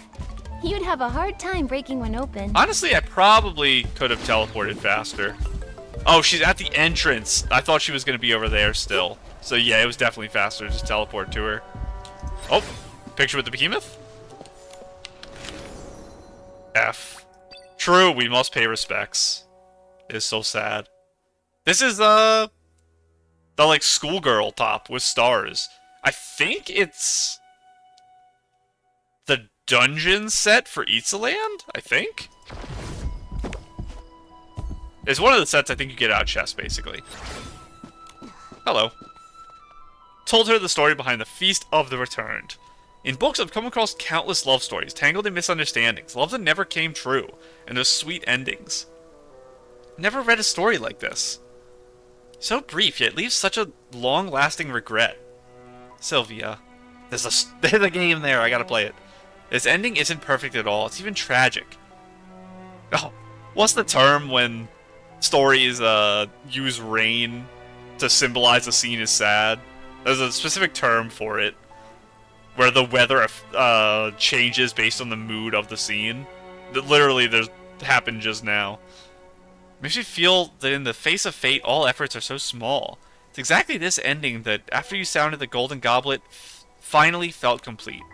The story is now heard by the world. The promise made 1,000 years ago finally received its answer 1,000 years later. Thank you, Nikki, for bringing the golden goblet to life again. You got it again. Thank you for letting me hear a long-delayed, moving, and beautiful story. Are we going to get our little sketch you gave us updated now with a new picture? I feel like I've seen a different side of Sylvia. Even a horror novelist can shed tears for a beautiful story. You can have love in horror novels. Sometimes that can make it even scarier, because there's more to lose. Alright, our tearful horror novelist. Shall we update the mysterious compendium? What's it going to look like? That's the second... Oh, it's just, I guess colored? That's the second incredible mystery. Feast of the Return is officially solved. There we go. I'm so scared about that, shroomling at the right. Only uncovered 2 so far, but the sense of accomplishment is overwhelming. It almost makes me suspect the compendium was infused with whim. Next, the incredible mystery might turn out to be another heartwarming, tear-jerking story. As long as it's not a story that makes me cry from fear. By the way, Nikki, now that we have the Clement Dictionary, does that mean we could finally read the inscriptions in the Titan's graveyard way ahead of you? Exactly, who knows, there might be even more stories hidden in those inscriptions. If we have time, we should go read them. Way ahead of you. So, I mentioned when we did the other Incredible Mysteries one in the forest. Oh, there's another thing here. Half-lit Mystery Compendium. That's the same thing we just looked at. I mentioned that when we went to do the, like, answer questions thing at the end, I felt like I didn't have the information. So I think I missed, like, 10 people I was supposed to talk to during the first quest. And the quest was actually way longer than I thought it was because of that. So I think all of them are probably around this long. And I gotta lock in, hang on.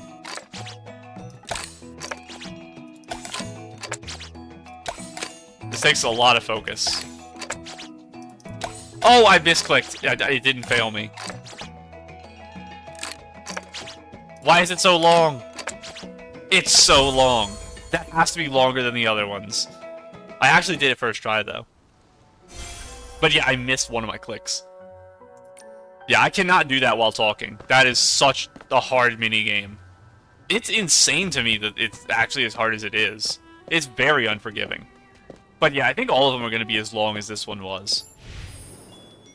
But let's look at this. Puppet House. Was I right about the location of this? Is it the Far East? I said it would be this house right here, but it's not. It's over there. I think we will start this one. And if it's short, we'll finish it. If not, it's okay that we'll stop in the middle of it. I can close this note I have open with the description. Oh, I got so scared just now. I thought those were actual shroomlings that weren't here before. But yeah, this is the... There's a book there that I don't think was there before. Diavava's Diary, page 1. I moved back into the woodland cabin today. I used to live with my mom for a while when I was little. It's quiet, peaceful, and perfect for shutting myself away. I've designed the best toy and win the spirit contest. Only then will more shroomlings get to see my work. Page 3. No inspiration. Page 4. Still no inspiration. Page 9. The wood is the same wood. The file isn't broken, and I feel dull, blunted somehow.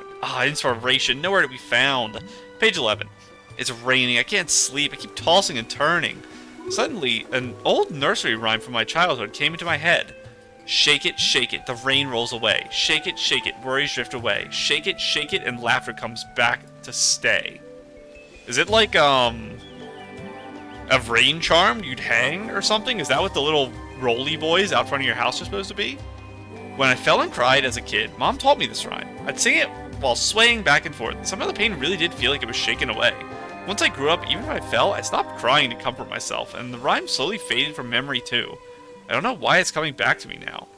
Still, thanks to that rhyme, I found inspiration. What if I could design a toy that sways back upright no matter how it's pushed? Just like the little shroomling in the song. Be a unique shroomling toy. Tomorrow I'll begin. Page 74. The base needs to be heavier, and the body must be rounder. Only then will it topple and spring back upright. After trying more than 60 different designs, learning more and more each time, I finally did it. The toy is finally complete. It's like a sippy cup for children. Watching it sway back and forth in place made my heart thump. It feels like I've discovered something important, recovered something important. Shake it, and maybe then the laughter will finally return. You little cuties, I'm gonna hit you. Don't break. It does work! I really want one of you for my house. I wonder if I have gotten a recipe for you and just don't remember it. So now that you've moved back into your house... Oh, there's a chest. Hang on, I gotta steal from you real quick. If I go up here, can I actually go inside? Camping life. Cute. Almost a full set for that. Last time there was no interaction when I came up here to the house. Let me get up. Thank you. Yep, still no interaction, which is fine. The eyes are watching me. What do the eyes mean? I know the graffiti shows hiding spots from behemoths, but that's not the symbol they use. How high can I go with this? I've never tried, actually, to go up in a bubble before. Nikki, I don't think we can get through up there. Let's take a look somewhere else. Oh, there's a special dialogue for going to the top of the world with Nikki, bubbles. I don't think we can get through up there. Oh, I see you. Let's take a look somewhere else. Nikki, I don't think we can get through up there. Let's take a look somewhere else. Has to be Nikki, big. I don't think we can... Cute. How'd you take this photo, even? You must have, Up there. Let's take a look somewhere There must else. be at the base of the tree a thing that spreads the... Yep, you. That's how they did it. Okay, that's scary. I wonder if that could have killed me, if that landed on my head. Why is this 2,000 meters away? That's the Potsville quest. I am looking for...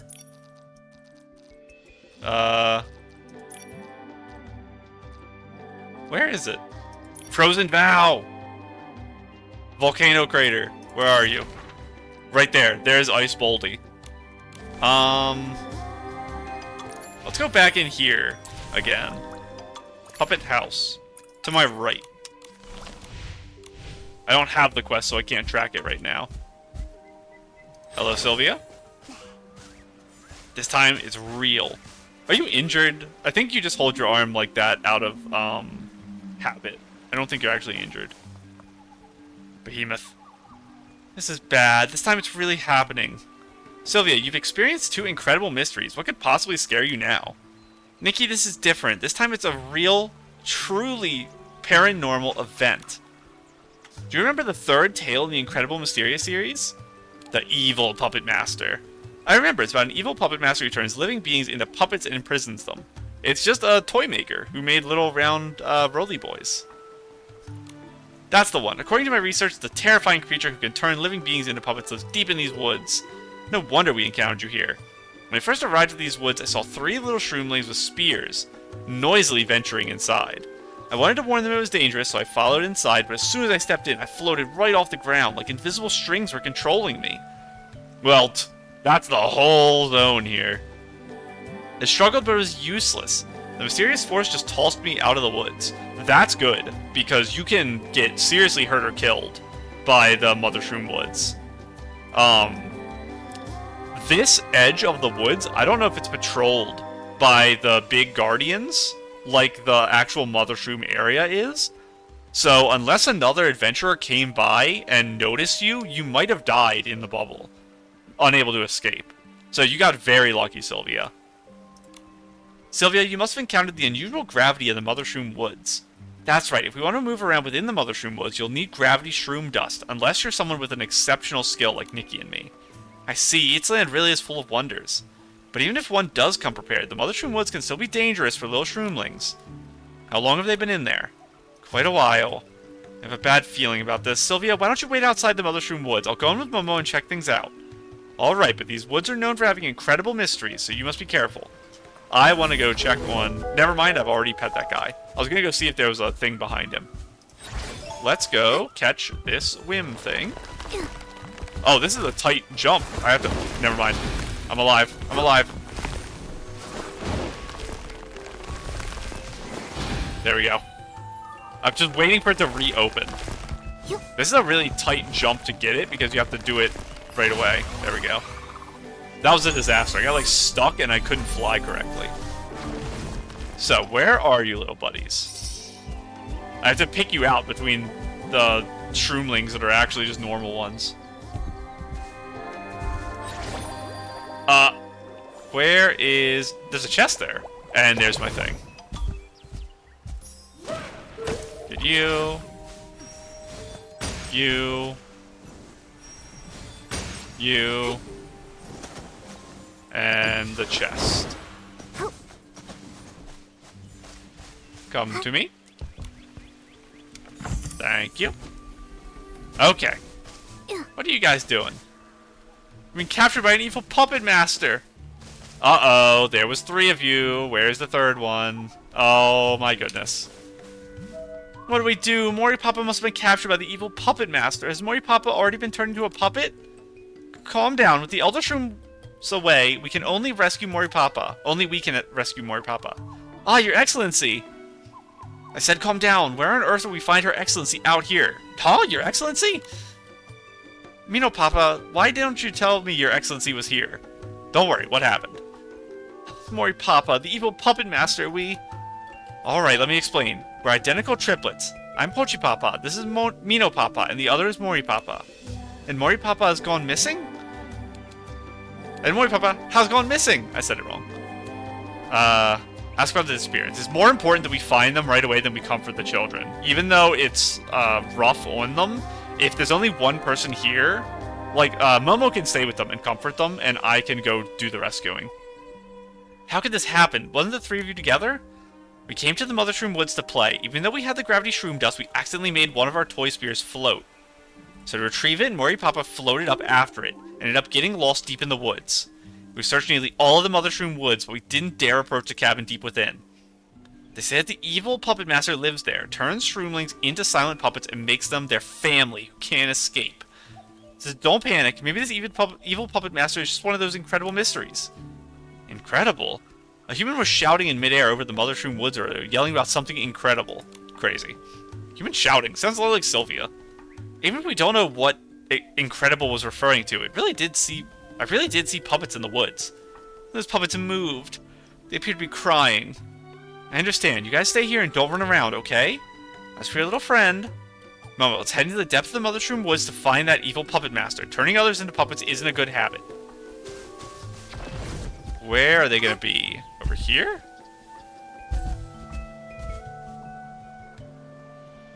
The house, yeah. I was just there a moment ago. Nikki, so many eyes are watching us. Why can't... wait, these can't all be shroomlings turned into puppets, can they? Nikki, we need to be careful. Can I, push you guys close to each other or only knock you over?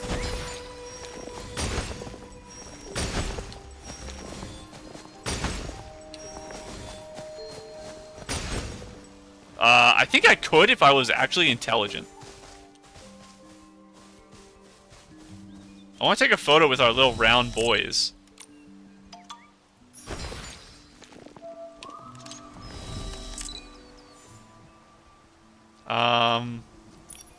I want my shocked expression. I know it's somewhere where I have my hands to my mouth and I have a surprised look. Grace? For some reason, Grace takes forever to load. I feel like the others don't. Sleepy. My love pose. Where is shocked? Yawning. Adorable tilt isn't what I'm thinking of. Maybe I'll just use adorable tilt because I can't find it.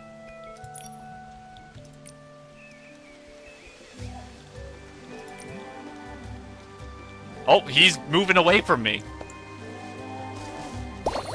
Oh my goodness.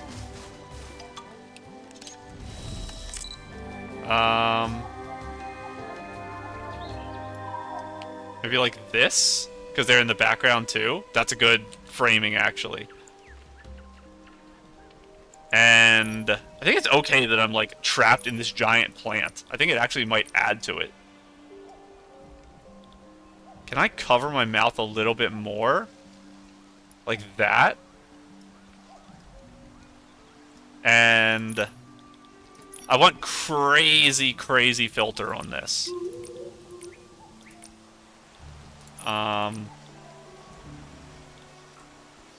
I don't want him to turn around too much, so I'm going to take a photo before he moves.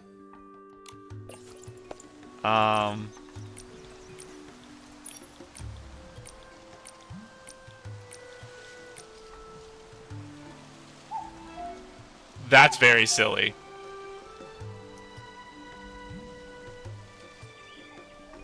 Can I find a good one here? Maybe all the way, honestly. Dreamy rainbow lighting. Little bit. Very, very high vignette with high shadowing. I need a lot of contrast, so I stick out from the grass, though. So you actually see where I am in the photo. And just no aperture, because I don't think it matters, which is funny.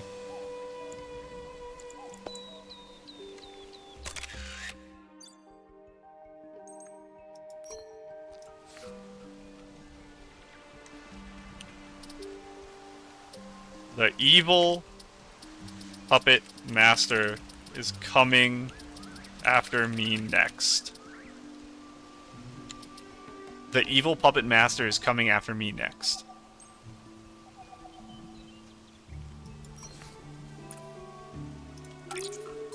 There we go. Oh. My camera is locked. Hang on. There we go. Okay. Where are you hiding, buddy? This place really feels like a toy workshop. Could it be that the puppets we saw were carefully crafted toys and not transformed shroomlings like the rumor said? Seems the truth might not be as terrifying as the rumors claimed. Momo, we should have a proper talk with the owner of this cabin. Okay, I was out of order a little bit here. So is the little baby inside right now? Didn't mean to do that. Oh, yep, that's a spear. Found it. Mori Papa's toy spear. Toy spear. Let's hand them over to Diavava. Is this a spear? So see Mori Papa's toy spear. Though bladeless, it looks sharp. It holds shining courage from being gripped tightly by a little hero. I love shroomlings so much. Oh, sorry. Sorry. Oh, there was something, it said at the top there. Knock. The door is tightly closed. Not sure if the evil puppet master is even home. Hello? Is anyone there? No response. Maybe the owner isn't home? Wait, I hear movement inside. They must be home. Let's say our thoughts through the door, because they might be scared. Please don't misunderstand. We didn't come here chasing rumors.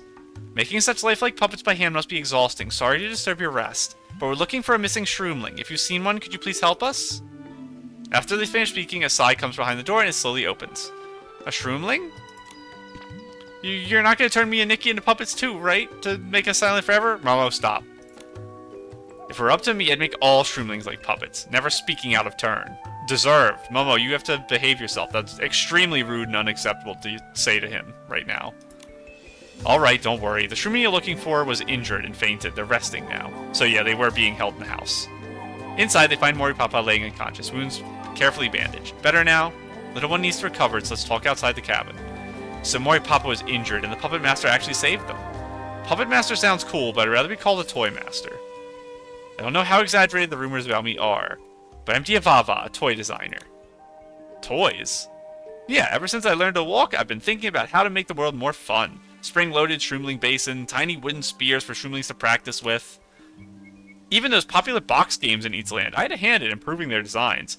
Did you make the one that's pinball that destroys me? Can you tell me a secret to win? But most of these toys were just copied from human ideas. They were too ordinary and lacked soul. So I sort of create perfect, flawless toys, uniquely for shroomlings. Coincidentally, Sphere is about to host the ultimate fun contest. I want to make my creations shine in the competition, and share them with all of Spira. So to prepare for the upcoming contest, I secluded myself in these woods for a whole year. Since I stepped away from those noisy shroomling gatherings, inspiration has flowed as smoothly as a slippery slide on a rainy day. I've scoured the entire woods and nowhere else could you find a toy like my wobbly shroom swaying in the wind, yet refusing to topple over. So those puppets were your inventions? I honestly thought they were... The floating puppets in the cabin, combined with Diavava's exquisite craftsmanship. Craftsmanship. That's how the rumors about the shroomlings turning into puppets started. Exquisite craftsmanship. Well, you sure know how to compliment someone. After nearly a year of seclusion, it's time to bring my wobbly shroom back to Spira and win that competition. Last time I was careless and lost. This time I'll reclaim everything that's mine. Competition? I haven't heard of anything like that happening in Spira recently. Neither have I. Everyone's been too busy dealing with the docilism stuff. Docilism? What's that? Wait a second, you secluded yourself a year ago. Dotsalism came about 3 years ago. Wait, wasn't Dotsalism founded 3 years ago? Every shroomling in Spira knows about that. Has he been in this house for 3 years and not realized it? Or is he just, very... not antisocial in the way the term is used now as, a diagnosis, but antisocial as in just not a socializing person? Impossible. I've only been away from Spira for a year. Recall the founding date of Dotsalism. Question Diavava's time spent in conclusion. Diavava, you're certain it was just a single year? I moved very hastily, so I didn't bring a clock, but I clearly remember it was exactly 1 year ago. A brush beaver near the woods visits every season to drag wood back to repair its nest. I've been following it for a whole year.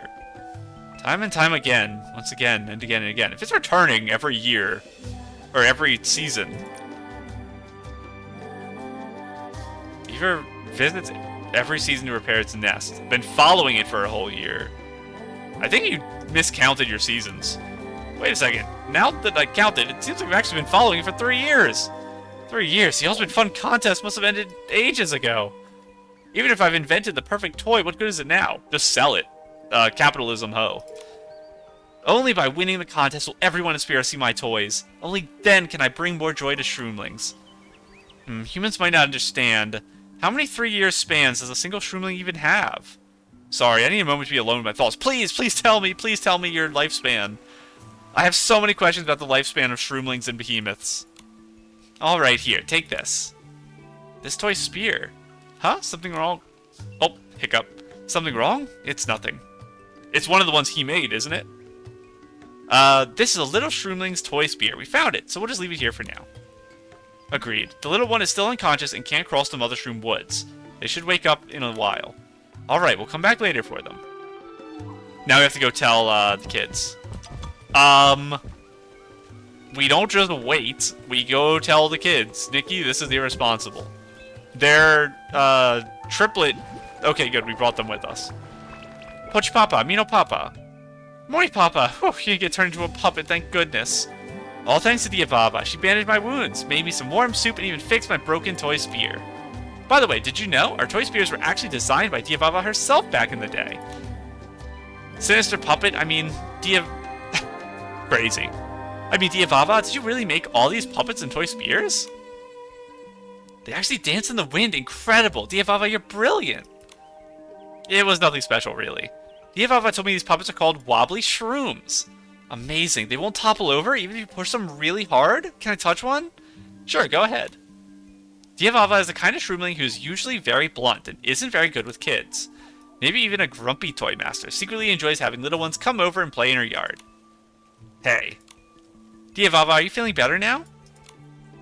Realizing I missed the competition definitely put me in a mood. Diavava, look.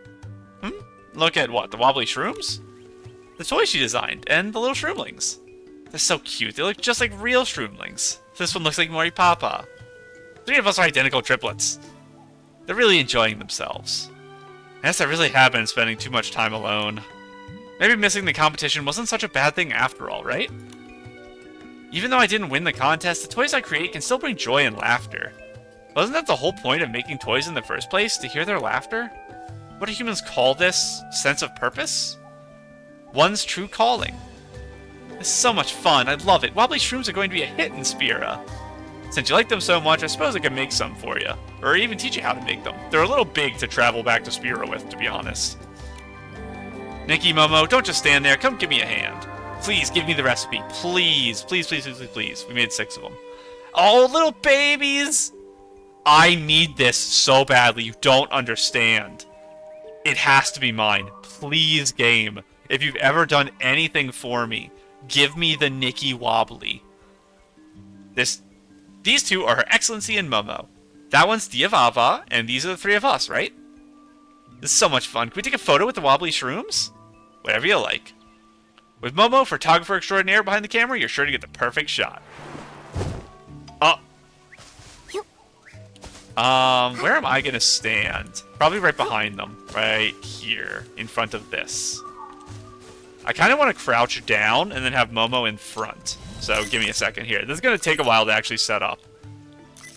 We're gonna hear this noise a lot, also get used to that. I just recently got a crouching one, so it should be towards the bottom. Here it is. Gentle inquiry. I'm having a lot of enunciation problems today where I'm, like, ooh-wooing my words. I'm putting W's. I'm doing, like, baby talk or, like, animal talk. And so I'm probably going to do it to the right. No. It has to be when they go in like that. So it's going to block me a little bit. I want to walk a little to the left because of that. That keeps happening. I think it was in Grace at the bottom. Here. I'm going to go like that. Okay, there. That works a little better. I haven't done all the framing yet to get everyone in shot. I need to get Momo in. Momo, come on. You need to go this way, because you're going to be in front of me. Right there. You can be a little to the right. Just a tiny smidge. Now I need you to rotate. Actually, you got to move a little more because there's a big blade of grass blocking your face. That frames your face, actually, in the grass. And I want happy pose. Right like here. And we're going to turn you around now because you got shifted a little bit. And I want to move you back over a little to the left. Because I don't want you centered with Nikki. Actually, maybe I'll put you a little more to the right because of that. Like there. One tick over. Like that. I think that works. Okay, before we work on filters and stuff, I want to get the actual shot composition settled. I think we're going to go like this. Down a little. We're not going to get everyone's eyes in, but that's okay. I'm having a little trouble with it being a very, very wide shot. Let's try this. Get our focal length. Zoom out a little. We gotta make sure our little baby's here is in. I need my grid on too. I have to miss this mushroom to get the face in. I think this works. Momo's still shown. You're blocked by that, which is going to be really hard to actually fix. How can I fix that even? The two of you are in such a bad position for this shot. I think I do this, and then I zoom out. In like this. Your faces are blocked so perfectly by the mushrooms. I think I have to do it like this.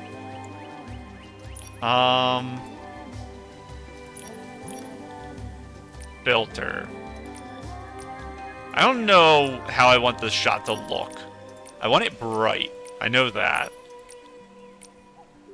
That's a pretty good one. Maybe I'll lower it a tiny, tiny bit. There. I think I want some bright yellow lighting. Just a little bit here. Because the sun is currently setting over there. And I want a little lower vignette. More shadows, as I do for every single picture. I don't actually need much more contrast in this. I think I need more brightness, though. I think that's kind of how I want it. Aperture can be down a tiny bit. I have to be really careful with the aperture, though. I think that's okay. I think that's a little fuzzier, but I don't want to start cutting people off here. So, zoom in a tiny bit, swivel a little to the right. Momo's blocked off now. I have to go up more. So I guess I have to do it like this, actually. So Nikki, turn a little bit. Everyone's eyes are going to be blocked, but I think it kind of has to happen that way. Yeah, so I want you leaning to the right, and I'll... That was such a cute face, I had to snap it there. Okay, that worked, like, really well. They are looking so far down that I don't think I'll ever get their eyes in unless I block them with the foliage. So I think this is the best shot I reasonably could have gotten. I think it's okay tilt like that, too. Very nice. And... submit group photo. Did you take the photo? I can't wait to see it. I'm so excited. Here you go. I'm almost at 100 pages of photos. The group photo. I'll treasure this one forever. Is it Diavava or Diavava? I don't know. Diavava, can we come visit you again? I'll be here preparing for the next Pinnacle contest. If there ever is another one. As long as you don't get in the way of my work and don't cause too much trouble, you're more than welcome to come visit. Yes! Diavava and your excellency are our coolest friends. I really need to find time to tidy up the yard. These pieces of wood are easy to trip over. Diavava is surprisingly popular among the little shroomlings. Yeah, that actually surprises me too. When we first met, I thought it'd try to talk me into leaving the cabin and spending more time with everyone. Why'd you think that? Well, doesn't everyone usually expect a shroomling that makes toys to be cheerful and bright, something everyone likes? I think the stereotype might actually be the opposite. That it is like older, more secluded people. But I have a bit of a temper, and I don't really know how to interact with the little ones. But Diavava, it seems you've already become their best friend. Some mushrooms in the forest grow up in clusters, while others thrive alone, braving the wind and rain. Either way is perfectly fine. Each one has the right to live the way it wants. And without me even saying a word, you've already stepped out of that cabin on your own, haven't you? Anyway, I'm just a grumpy shroomling. I can't win an argument with a bright, cheerful human girl. But, thank you. I may have missed the contest, but I'm thankful to have rediscovered the part of me that wants to design toys. You humans call it one's true calling, right? Speaking of which, Sylvia still doesn't know we solved yet another incredible mystery, does she? Let's go tell her the news. Him saying Pinnacle Contest reminded me that... Oh, I want it so bad! No, please, let me have it in my house, please, please, please, please. Reminded me I should do the Miracle Crown. Very cute. Got our, not wish memorial, Born Flawless. What a lovely That's what it is. Day. Let's check I out see what you the over shroomlings there. are doing. Whim thing. I don't have time for you today. This episode is significantly longer than it was supposed to be. We have to zoom, zoom, zoom. Hello, Sylvia. Sylvia, we're back. Recounted the true story behind the incredible mysteries to Sylvia. What? The supposed evil puppet master who could turn living things into puppets was actually a master toy designer? And because he immersed himself in his designs, he stayed in the woods for 3 years, missing the competition? That shroomling's really interesting. He may be a bit awkward, but he's kind and sincere. After all, what's a toy master who loves creating toys wouldn't adore the laughter of children? I can relate to that. Like me, I absolutely love hearing my readers scream. It's possible that you're just creating toys because you're not invested in the effect the toys have, but in the creative process of designing and creating the toys. And that's your passion.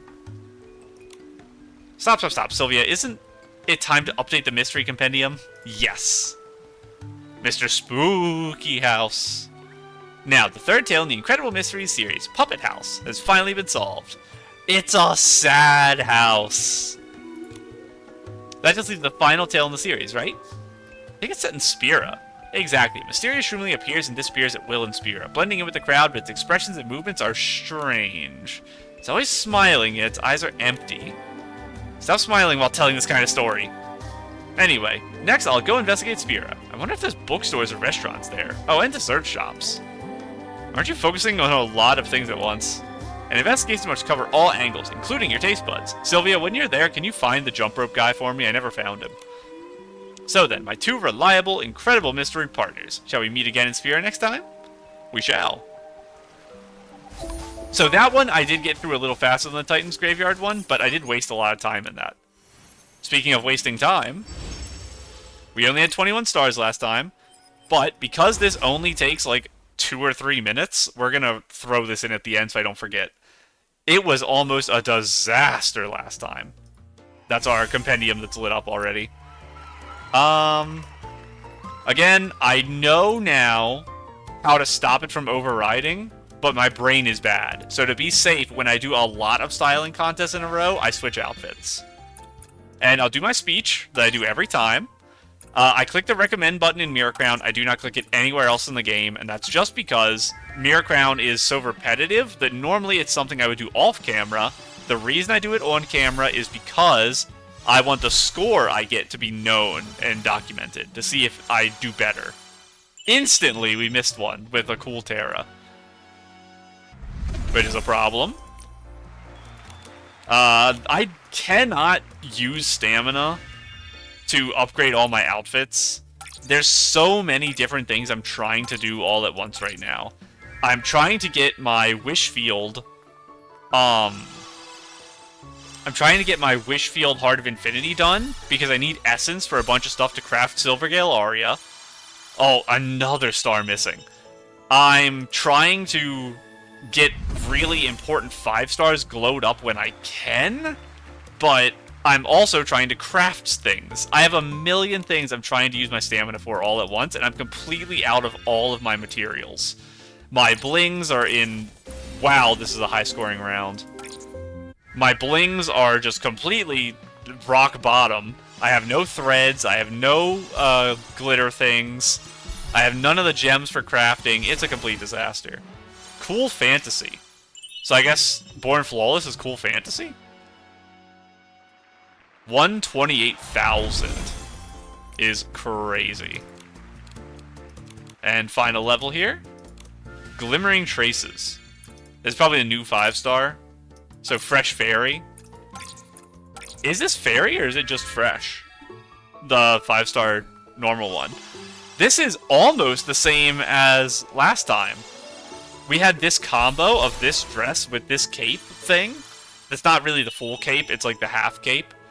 And we had this back piece, but we had the sword crown with flowers around it. And I want to use that in a set, because I think it was such a cool combo.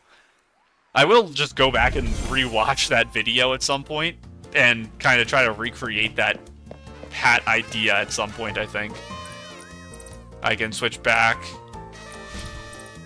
Wrong menu again. There we go. It's been months, I'm still not used to the new menu. Let us exit and get our rewards. So is it 22? I instantly lost count. It's 21 or 22 again. So another pretty bad Mirror Crown for us, and I can't upgrade things to try to get 24 stars because I'm poor, like I was saying. So it's going to be a while again until we hit another 24 star probably. Give me 22. Yeah, you lose out on 60 diamonds, 40,000 blings, 160 sparklight is nice. The prisms are nice. That's honestly, it's good rewards. So it's sad. I could start buying some of these. What would I want to buy? 200,000 blings, maybe? 300 shiny bubbles? For 50? Sure. This is crazy, though. 200 for 200,000. And how much do you give? 600 for that. I'll buy them for a little bit. I don't think they'll add things to this shop. I just need to make sure I never run out of the Resonant Revelation ones. But this I don't need. And I'm not going to buy the cheaper blings. So I'll start buying those, and we'll see if I start running out of money. But let me teleport away from the loudest song in the game. Wait a second. That's not Spira. That must be a different quest I'm tracking. Let's go to the Snail Ranch. I haven't been here in a while, so I forgot how loud this place was. It is insanely loud. It's the loudest song in the game, I think. Anytime you're in the Mothershroom Woods. I actually turned my sound down when we first got to Itzaland because of that, and I haven't turned it back up. And I think the volume for music is okay where it is. I don't think we need to turn it back up. I still haven't found, by the way, the guy who you trade items with for healing the snails. I haven't looked for him, but I haven't found him either. Let's feed a snail before we go today.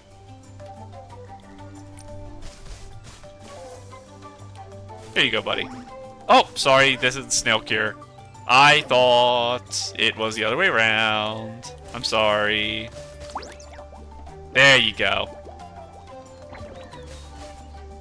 And now, I never remember how to get rid of this menu. Oh, you hold Z again. I just figured that out. A Mimi? Your Excellency, are you visiting the snails today or looking for the 3 shroomlings? Snails usually roam around the ranch and play with us. They love to interact. If you see them peeking at you with curiosity, go ahead and offer them some snail fruit. As for those 3 shroomlings, they're still at that lively, restless age. Just the other day, I heard them mumbling about games, inspiration, and before I knew it, they had dashed off again. Maybe they were back at that spot where they once fell asleep, studying their games again. If you'd like to see them, you can try searching there. Those are the shroomlings I thought I met in the woods earlier. So I think I just have their names wrong. I love all of you guys. Something important is going on with you. A box game quest? Okay, I'll do that another day. For now, very happy with how this episode went. It's longer than I wanted, but this is the final episode before the new 4 stars.